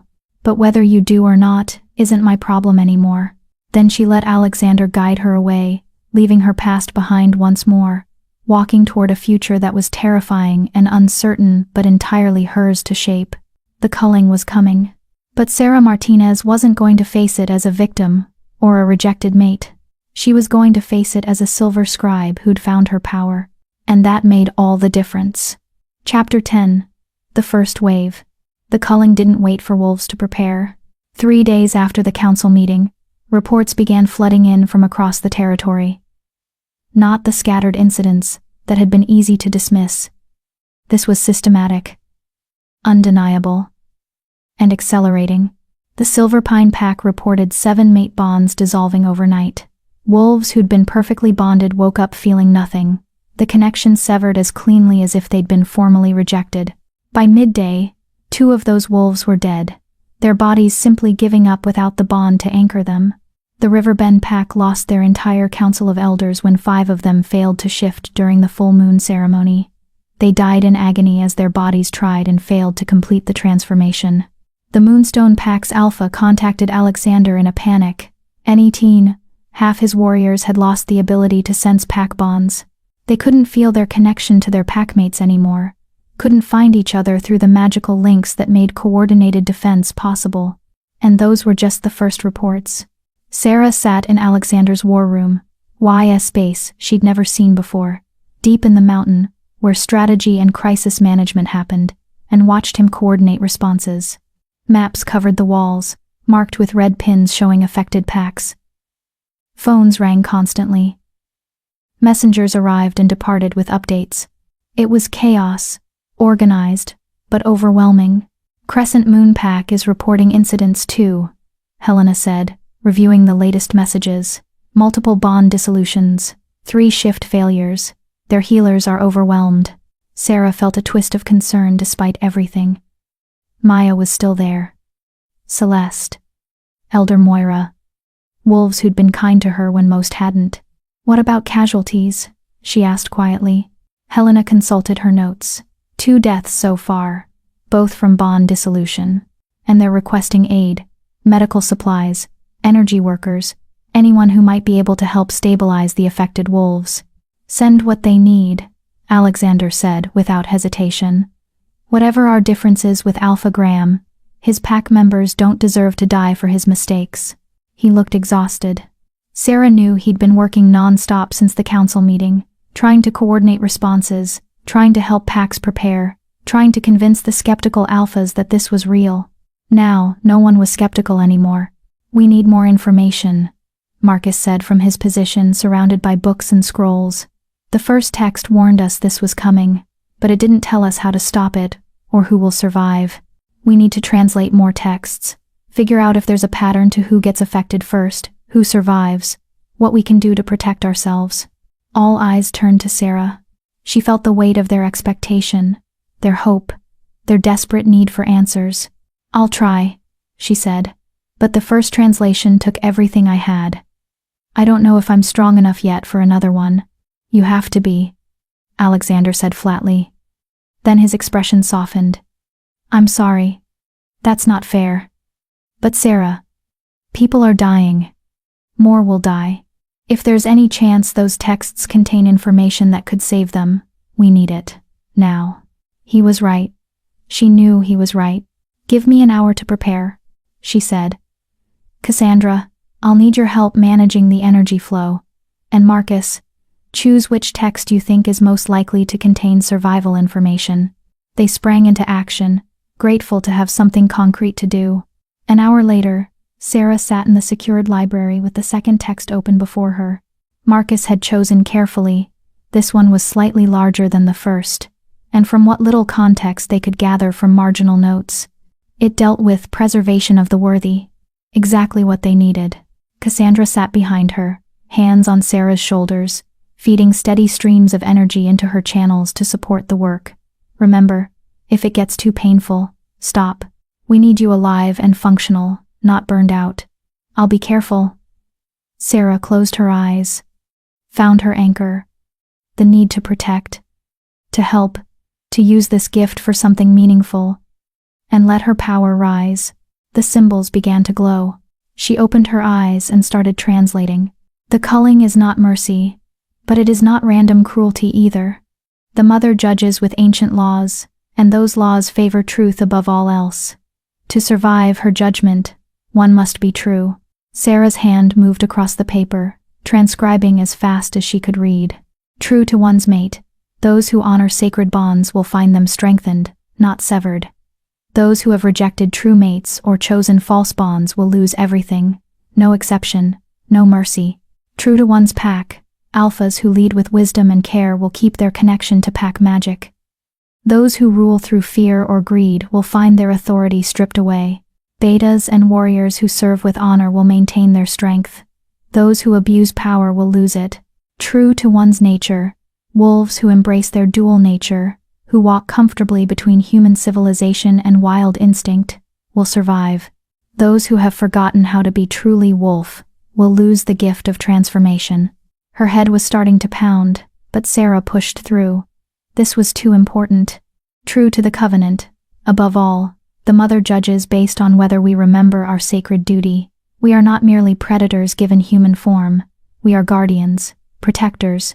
We exist to maintain balance between wild and civilized, to protect both human and wolf, to serve the moon goddess's greater purpose. Those who remember this will survive. Those who have forgotten will be culled. Cassandra's energy surged into her, supporting her as the translation grew more complex. There are signs to watch for, to know if one is judged worthy. First, the mate bond will grow stronger, not weaker. Even those without mates will feel the moon goddess's presence more clearly. Second, shifts will become easier, more instinctual. The wolf and human will integrate more smoothly. Third, connection to pack magic will deepen. True pack members will feel their bonds intensify. Fourth, ancient gifts will awaken. Powers that have been dormant for generations will manifest in those deemed worthy to carry them. These signs mark the protected. If you experience them, you will survive the culling. If you do not, prepare your soul for judgment. Sarah's vision was blurring now, but she forced herself to continue. There was more. She could feel it. But know this, even the judged can be saved. Not through pleading or bargaining with the mother, but through genuine change. If a wolf who has rejected their mate finds them and makes true amends before the final judgment, the bond can be restored. If an alpha who has ruled poorly surrenders their position to one more worthy, they may find mercy. If a wolf who has forgotten their purpose remembers and dedicates themselves to the covenant, they may yet survive. Change must be genuine. Change must be deep. Change must come from the soul, not from fear of consequences. The mother knows the difference. She always knows. The glowing symbols were fading. Sarah pushed harder, desperate to capture every word. The culling will come in 3 waves. First, the warnings. Bonds breaking, shifts failing, magic weakening. This gives the guilty time to change, time to become worthy. It lasts until the new moon. Second, the escalation. The mother begins waking. Her power spreads across the land. Those still judged unworthy will lose more. Their wolves will begin dying inside them. They will feel the severing of everything that makes them more than human. This lasts until the full moon. Third, the final judgment. The mother wakes completely. All who are unworthy will lose their gifts entirely. They will become human, nothing more. And many will die from the shock of it, their bodies unable to survive without the magic that sustained them. But those who are worthy will be transformed. Stronger. More connected to the old magic. Better than they were before. The culling is not meant to destroy us. It is meant to purify us, to burn away what is false, and leave only what is true. To remind us what we are, and what we're meant to be. If you survive, remember the lesson. Remember the covenant. And make sure future generations never forget. So this horror never needs to happen again. The symbols went dark. The connection severed. Sarah collapsed forward, blood dripping from her nose, her head splitting with pain. She was vaguely aware of Cassandra catching her, of urgent voices calling for healers, of someone pressing something cool against her forehead. Did I get it all? She managed to ask through the haze of agony. Did I finish? You got it, Marcus said, his voice thick with emotion. Every word. Sarah, you got it all. Good, she whispered. Then darkness claimed her. She woke in the healing ward, Alexander sitting vigil beside her bed. How long? She asked, her throat raw. 8 hours. The healer said you pushed yourself to the absolute limit. Any further and you would have damaged your channels permanently. His expression was haunted. I shouldn't have asked you to do another translation so soon. You weren't ready. I was ready enough. Did you read it? Every word, multiple times. He leaned forward. Sarah, what you translated, it's a survival guide. It tells us who will make it and who won't. It tells us there's still time to change. Still time to save ourselves. That's exactly what we needed. Then it was worth it. Maybe. But I won't risk you like that again. We need you alive and whole, not used up and broken. His silver eyes were intense. From now on, you translate at your own pace, when you're ready. No pressure. No rushing. Even if it takes months. We might not have months. The text said 3 waves, warnings, escalation, final judgment. From the timeline it described, we have weeks. Maybe a month if we're lucky. Then we'll work with what we have. He stood, pacing.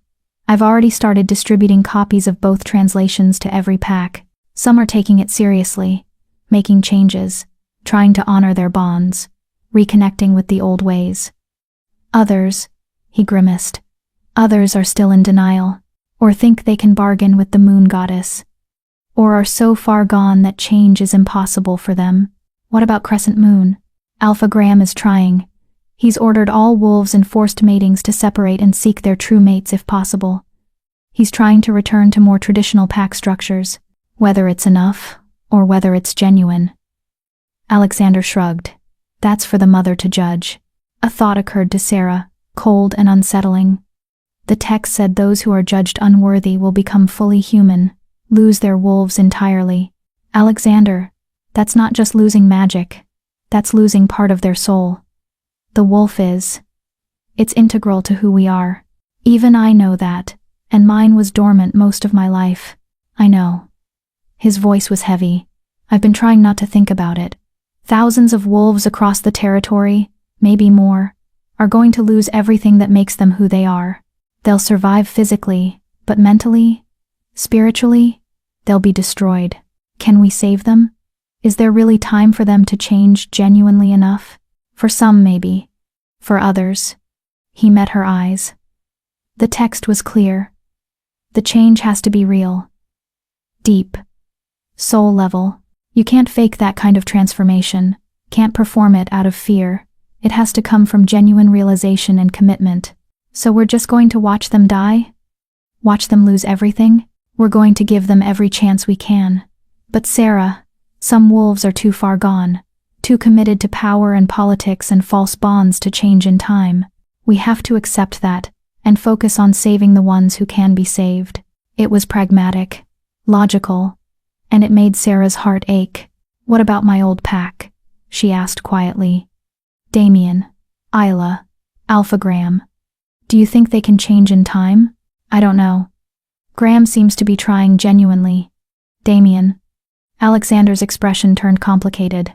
He's been calling constantly, asking to speak with you, begging for guidance on how to make amends for the rejection.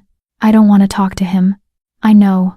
But Sarah, the text said, rejected mates can be saved if genuine amends are made.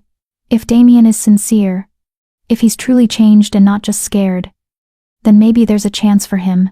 So I'm supposed to forgive him? Accept him back? After everything? Anger flared hot in her chest. No, Alexander said firmly. The text said amends must be made, not that you have to accept them. His survival is about his actions and genuine change, not about whether you forgive him. You don't owe him anything, Sarah. Not forgiveness. Not your time. Not anything. Some of the tension eased from her shoulders. Good. Because I don't have anything to give him. That part of my life is over. Is it? Alexander studied her carefully. Because I've seen how you react when Crescent Moon is mentioned. You still care about some of the wolves there. Maya. Elder Moira, others who were kind to you. That's different. They didn't reject me. But they're still there. Still part of a pack that's suffering. Still at risk. He sat back down, his expression serious. I'm going to make you an offer, and I want you to think about it carefully before you answer. What kind of offer? Crescent Moon needs help. Real help. They need someone who understands the culling, who can read truth and guide them toward genuine change. Someone who can identify which wolves are truly trying, and which are just performing for survival. His eyes held hers. They need a silver scribe. They need you. Sarah's stomach dropped. You want me to go back there? I want you to have the choice.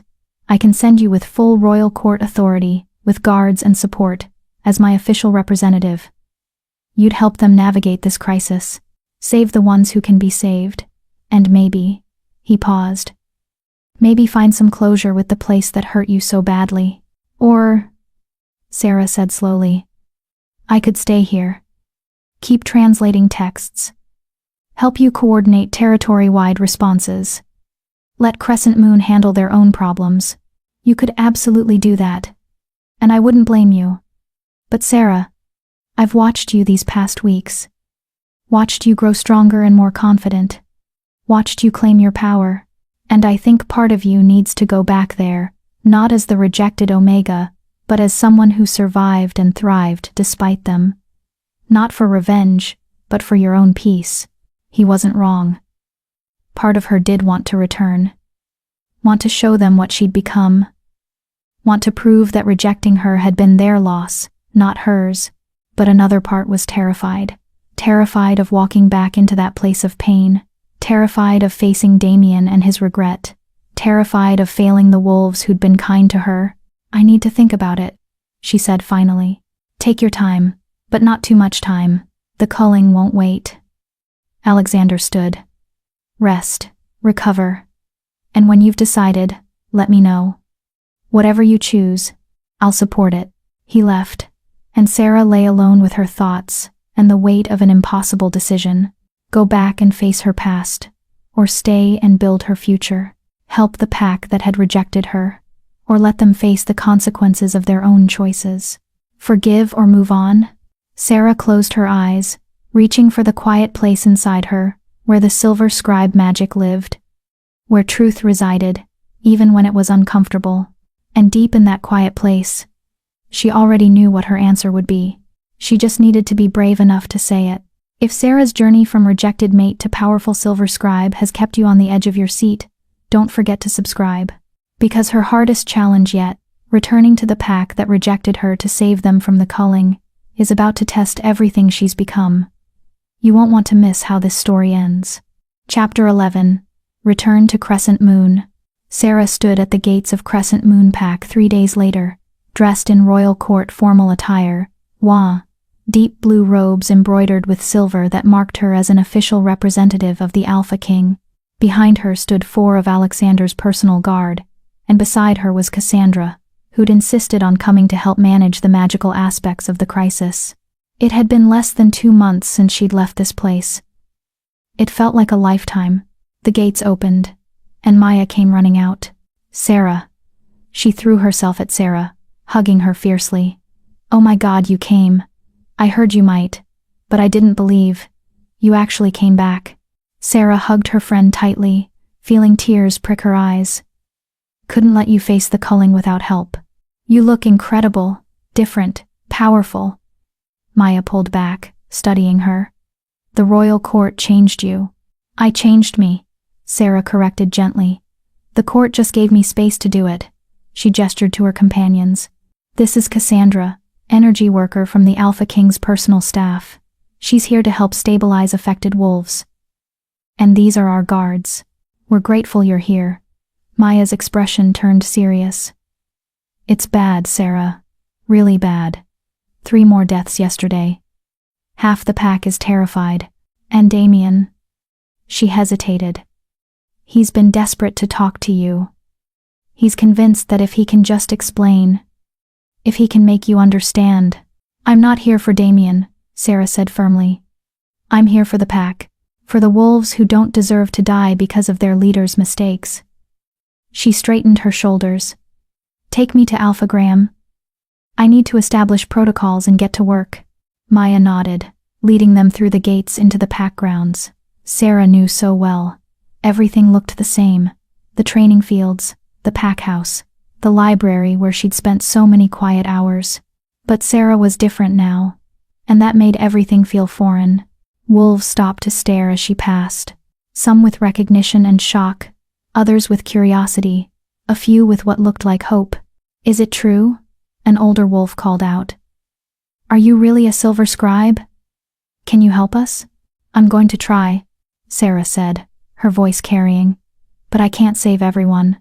Only those who genuinely change, who truly honor the covenant. The rest. She let the implication hang. Alpha Graham waited in his office, looking like he'd aged 10 years in 2 months. His hair was grayer, his face lined with stress. Luna Thorne stood beside him, her usual icy composure cracked by obvious fear. Sarah Martinez, Graham said, standing. Thank you for coming. I know I don't deserve your help after how you were treated here. But your pack is suffering because you allowed sacred bonds to be treated as political tools, Sarah interrupted. Because you let your beta publicly reject his true mate. Because you prioritized bloodlines and power over the moon goddess's gifts. She met his eyes steadily. I'm not here because you deserve help, Alpha Graham. I'm here because some members of your pack do. The ones who were kind when others were cruel. The ones who honored their bonds. The ones worth saving. Graham flinched but nodded. What do you need from me? Complete authority to interview every member of the pack. Access to all records of matings, rejections, and pack structure. And absolute honesty. No more politics, no more games. I'm going to ask hard questions, and I need true answers. Can you give me that? Yes, whatever you need. He looked desperate. Can you tell me? Am I going to survive this? My mate bond with Luna is chosen, not fated. Will that? I don't know, Sarah said honestly. It depends on why you chose each other. If it was genuine love and partnership, you might be fine. If it was purely political..." She shrugged. "The mother judges intent, not just actions. I can't tell you what she'll decide." Luna Thorne made a strangled sound. "This is insane. We're being judged by some ancient force based on arbitrary rules." "They're not arbitrary," Sarah said coldly.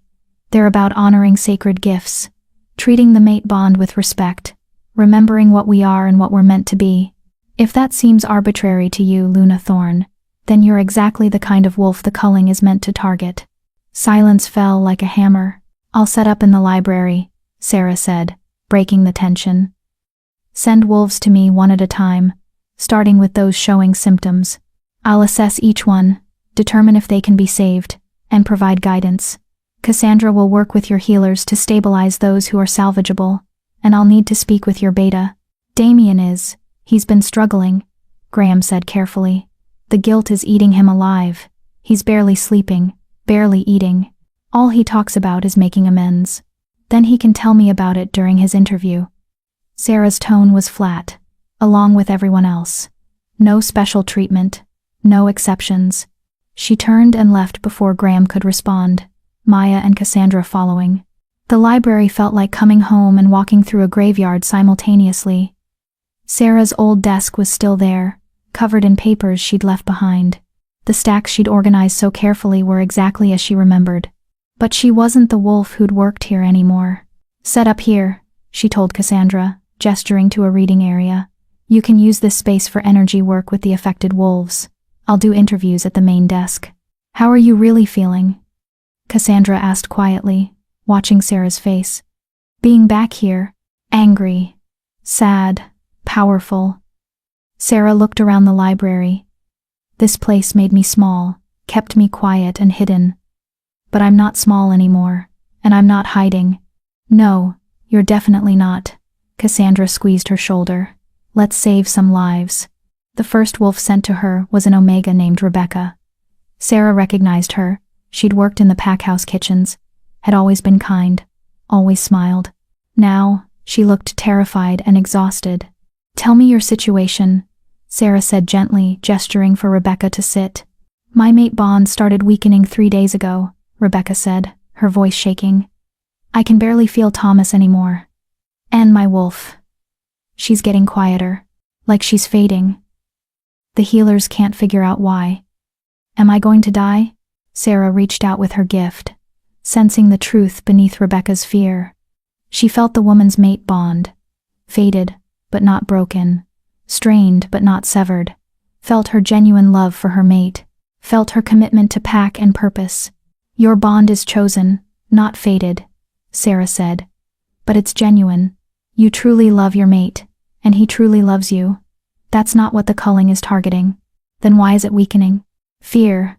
The culling is creating an atmosphere of terror that's affecting even strong bonds. You need to reconnect with Thomas. Remember why you chose each other. Strengthen your foundation." Sarah pulled out a piece of paper, writing quickly. "These are old bonding rituals. Perform them under the full moon. Recommit to each other consciously and intentionally. Your bond will stabilize." Rebecca took the paper with shaking hands. "That's it? That's all I need to do?" "That's all. You're not being judged, Rebecca. You're just caught in the fallout. Go. Take care of your mate. You're going to be fine." The Omega left looking immeasurably relieved. The next wolf wasn't so lucky. His name was Trevor, a warrior who'd rejected his fated mate 5 years ago to mate with someone from a stronger bloodline. His chosen mate had already left him. Their false bond had dissolved overnight, and she'd fled the pack in terror. Sarah felt his truth immediately. Ambition. Pride. A complete lack of genuine remorse. Ambition. He was scared of consequences, not sorry for his choices. "You're not going to make it," she said bluntly. Trevor went pale. "What? But I can change. I can find my fated mate, apologize." "Would you mean it? Or would you just be trying to save yourself?" He opened his mouth, then closed it, unable to lie convincingly. "That's what I thought." Sarah pulled out another paper, this one with different information. "You're going to lose your wolf, probably within the next 2 weeks. I'm sorry, but the change required to save you isn't something you're capable of. Not in time, not genuinely. But I don't want to be human. Trevor's voice rose desperately. I don't want to lose my wolf. Then you should have thought about that before you threw away your sacred bond for status. Sarah's voice was hard. The mother doesn't accept last-minute conversions born of fear. She sees your heart, Trevor. And your heart hasn't actually changed. He stumbled out, looking destroyed. It was brutal work. Wolf after wolf came to her, and Sarah read their truths with her silver scribe gift. Some she could help. Their problems were about fear or misunderstanding, their bonds genuine enough to survive. Others she had to condemn, their choices too selfish, their changes too shallow, their time too short. By midday, she'd interviewed 30 wolves, saved 15, condemned 12, left 3 uncertain pending behavioral changes. She was exhausted and heartbroken and grimly determined. Then Damien walked in. He looked terrible, gaunt, with shadows under his eyes, his usual confidence completely absent. He stood in the doorway like he wasn't sure he was allowed to enter. Sarah, he said, his voice rough. Sit, she said, gesturing to the chair. You get the same treatment as everyone else, no special consideration. He sat, his hands trembling. I know I don't deserve your time. I know I don't deserve anything from you after what I did, but I need you to know. I'm sorry. Genuinely, deeply sorry. I was wrong. About everything. Sarah reached out with her gift, reading his truth. Regret. Deep, genuine regret. But underneath it, fear, desperation, the terror of consequences. You're sorry, she said slowly. But are you sorry because you understand what you did wrong? Or are you sorry because you're facing judgment? Both, he admitted. I'm terrified of losing my wolf, of becoming human. But Sarah, I swear, it's not just that. Seeing you at the ceremony, seeing what you became, seeing how wrong I was about you, it changed something in me. I've been questioning everything. My choices, my values, what I really want from life. And I realized I threw away something precious, something I didn't appreciate until it was gone. So, you want me back? Sarah asked flatly. No. Yes. I don't know. He ran his hands through his hair. I want to make amends.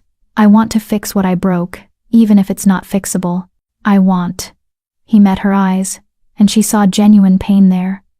I want to be the mate I should have been from the start, even if it's too late, even if you can never forgive me. I need to try. Sarah studied him, her gift diving deeper into his truth, reading the layers of motivation, the genuine change mixing with self-preservation, the complicated mess of a male who'd made terrible choices and was only now understanding the cost. You're not lying, she said finally. The regret is real. The change is beginning. But it's shallow still. You're not where you need to be. What do I need to do? Damien asked desperately. Tell me and I'll do it. Anything. That's the problem. You're asking me to tell you how to save yourself. That's not how this works. The change has to come from inside. You have to figure out what being a good mate, a good wolf, a good guardian actually means. And then you have to become that, not because you're afraid of consequences, but because it's who you genuinely want to be. I don't know how to do that. Then you probably won't make it. Sarah's voice was gentle but firm. I'm sorry, Damien. I really am. But the calling doesn't grade on effort. It grades on truth. And the truth is, you're still too focused on saving yourself to genuinely transform. Damien slumped in his chair, looking defeated. Is there anything? Any guidance you can give me? Any chance? Sarah thought about the texts. About what they'd said about rejected mates finding redemption. The only path I know requires you to find your true purpose. Not as my mate. That bond is broken and gone. But as a wolf, as a guardian. Figure out what you're meant to protect, what you're meant to serve, what makes you more than just a predator with political ambitions. Find that, commit to it completely, and maybe you'll survive. She stood, signaling the interview was over, but I can't find it for you. No one can. This is work you have to do alone.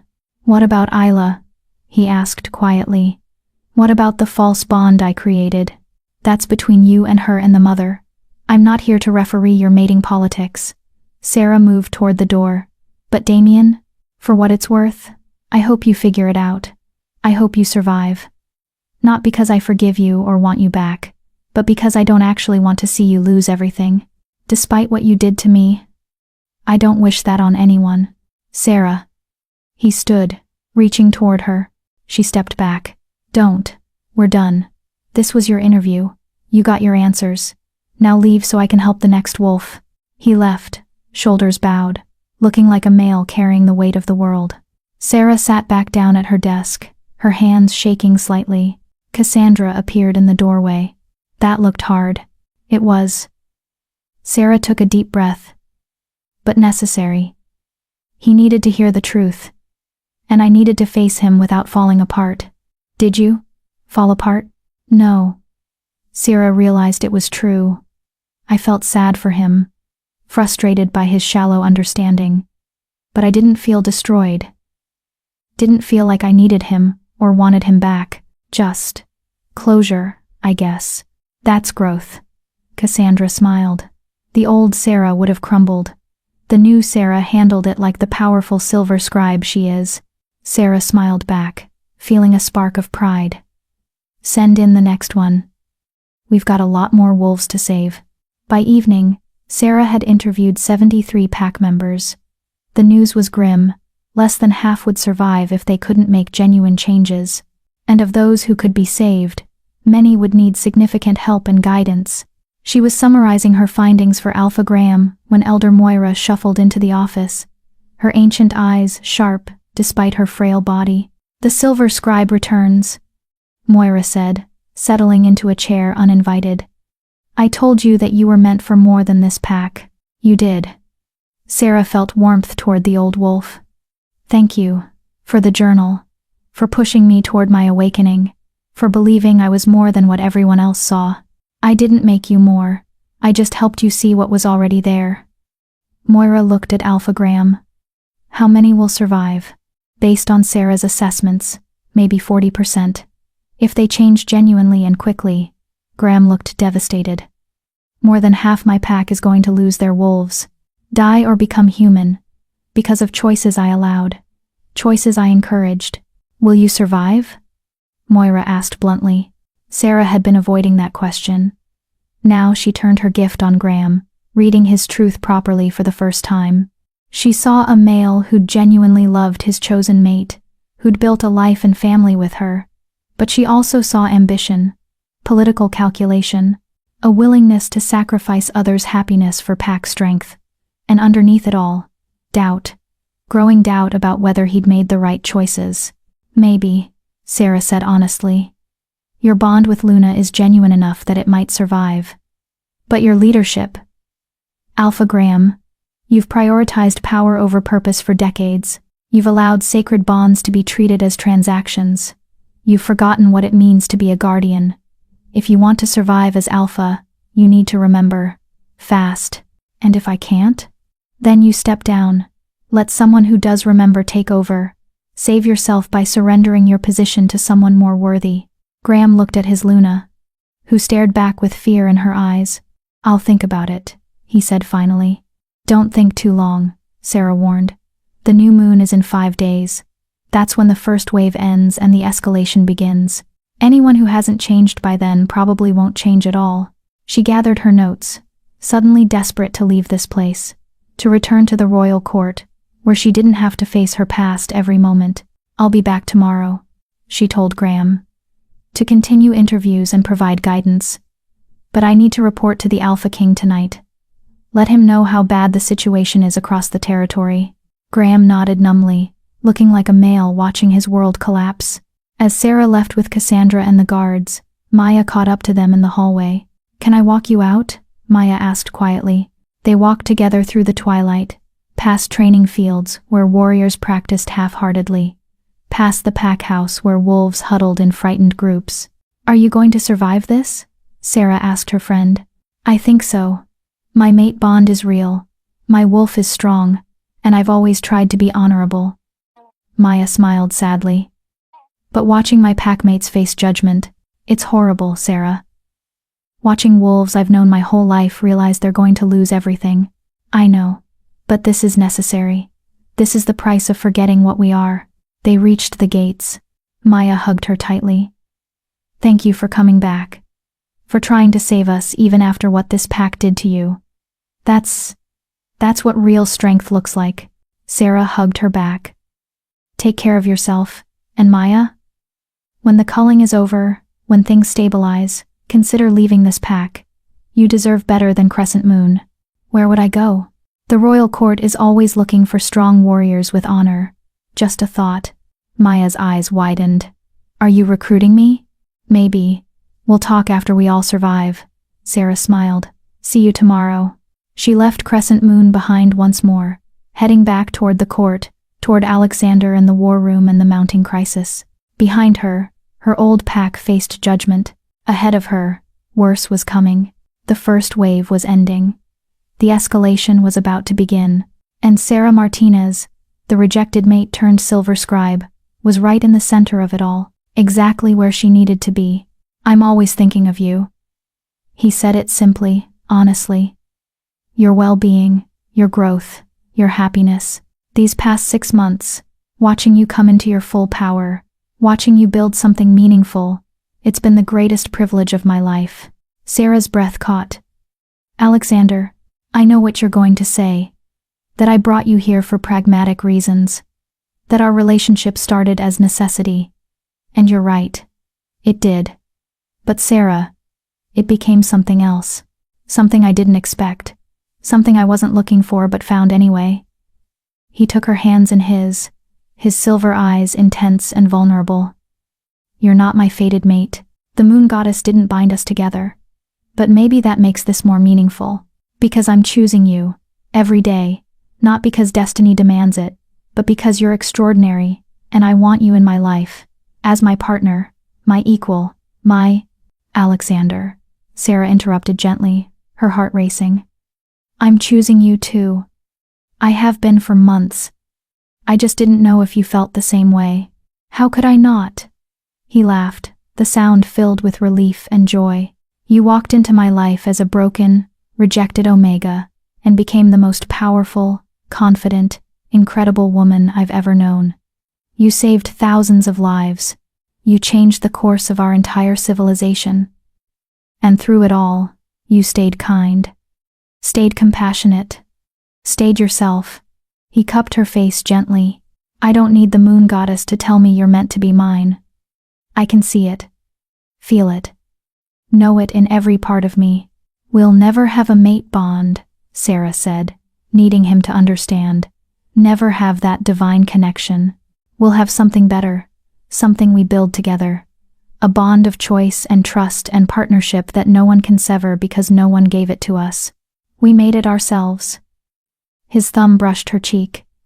If you want it. If you want me. Not as the Alpha King, but as Alexander. Just me. Sarah thought about everything she'd been through. About Damien's rejection that had felt like the end of the world. About how that rejection had freed her to become something more. About how the worst moment of her life had led her here, to this man, to this moment. I want you, she said clearly. Not because you're powerful, or because you gave me opportunities, or because I owe you anything. I want you because you see me. Really see me. You've watched me transform, and you respected every stage of it. You've given me space to be powerful, without feeling threatened by it. He kissed her. It was gentle and fierce at once, full of months of restrained attraction finally allowed to bloom. Sarah kissed him back, feeling something click into place. Not a mate bond, something different, something chosen. Something that felt right in a way that had nothing to do with divine intervention, and everything to do with two people who genuinely wanted to build something together. When they finally pulled apart, both breathing hard, Alexander smiled. I've wanted to do that for months. Why didn't you? Because you needed time to be sure I wasn't just another male trying to control you. To be sure this was what you wanted, not what you thought you owed me. To be completely free to choose. His expression turned serious. And Sarah, you are free. This changes nothing if you don't want it to. You're still the silver scribe, still my equal, still building your own legacy. I'm not asking you to be my Luna, or to give up anything. I'm just asking if maybe, alongside all that, there could be room for us. There's room, Sarah said, pulling him closer. There's always been room. I was just too scared to admit it. Too worried about being rejected again. You're not going to be rejected. Not by me, not ever. He kissed her forehead gently. I'm not perfect, Sarah. I'm political and calculating, and I make decisions that not everyone agrees with. But with you, I want to be better. Want to be the male you deserve. The partner you can count on. Then be that, Sarah said simply. And let me be the same for you. Partners, equals, building something together. Deal. He grinned, looking younger and happier than she'd ever seen him. Now, should we tell the court or let them figure it out? Maya already knows. Apparently the whole court has been watching us dance around this for months. Of course they have. Nothing stays secret here. He laughed, pulling her toward the door. Come on, let's go make it official. And then tomorrow, we'll go see those twins, visit the old temple, and start planning our future, both the territories and ours. They walked through the corridors together, hand in hand, and Sarah marveled at how much her life had changed. 6 months ago, she'd been standing at the gates of Crescent Moon Pack, about to attend her rejected mate's ceremony, convinced her life was over. Now she was the most powerful silver scribe in 2 centuries. A woman who'd helped save her species. Someone who'd turned rejection into transformation and pain into purpose. And she was walking hand in hand with a male who chose her. Not because fate demanded it, but because he wanted to. Because she was worth choosing. As they entered the main hall where the court was gathered for the evening meal, conversations stopped. Heads turned, eyes widened as they saw Sarah and Alexander's joined hands. Well, Cassandra called out, grinning widely. It's about damn time. Laughter erupted. Someone started clapping. Soon the entire hall was applauding, celebrating not just their relationship but everything they represented. Survival, transformation, hope for the future. Alexander raised Sarah's hand, kissing it gently, and addressed his court. I have an announcement. Sarah Martinez has agreed to be my partner, not my Luna. She's far too important as the silver scribe to be reduced to a title, but my partner in every way that matters. My equal, my chosen mate. More applause, more celebration. Sarah felt tears in her eyes, but they were happy tears, grateful tears. She'd come here broken and rejected, convinced she was worthless. She was leaving as someone powerful, chosen, and absolutely certain of her value. Thank you, she whispered to Alexander as the celebration continued around them. For what? For seeing me, for giving me space to become myself, for choosing me even when you didn't have to. Thank you for being worth choosing. He pulled her close. And for choosing me back. They stayed like that, wrapped in each other's arms, surrounded by celebrating wolves, and Sarah finally understood what her mother had meant in that journal entry so long ago. What was meant to destroy you may actually be the key to your true power. Damien's rejection had destroyed who she was, but it had freed her to become who she was always meant to be. And that woman? She was extraordinary. 1 year later, Sarah stood in the restored temple of the first silver scribes. The building was ancient stone and glass, perched on a mountainside that overlooked 3 territories. Inside, 20 young wolves sat in a circle, learning to read the old language, learning to sense truth, learning to be guardians of knowledge and wisdom. The first class of silver scribes to be trained in over 2 centuries. Remember, Sarah told them, her voice carrying the authority of experience and power. Your gift is not just about reading old texts or sensing lies. It's about serving truth, about helping our people remember what they are, about making sure the culling never needs to happen again. The young wolves nodded, their expressions serious, understanding the weight of what they were learning. But it's also about choice, Sarah continued, about using your power to help others find their own strength. The greatest gift you can give another wolf is not solving their problems for them, but showing them they have the strength to solve those problems themselves. One of the young wolves, a girl of 17 who reminded Sarah painfully of herself at that age, raised her hand. Master Sarah, is it true you were rejected by your fated mate, and that's what awakened your gifts? It's true. Do you regret it? Wish things had been different? Sarah thought about it. About Damien, who'd sent her a letter 6 months ago saying he'd found his true purpose as a teacher, helping young wolves understand the importance of honoring sacred bonds. About Isla, who'd left the wolf world entirely, choosing to live as a human among humans. About Crescent Moon Pack, slowly rebuilding under new leadership.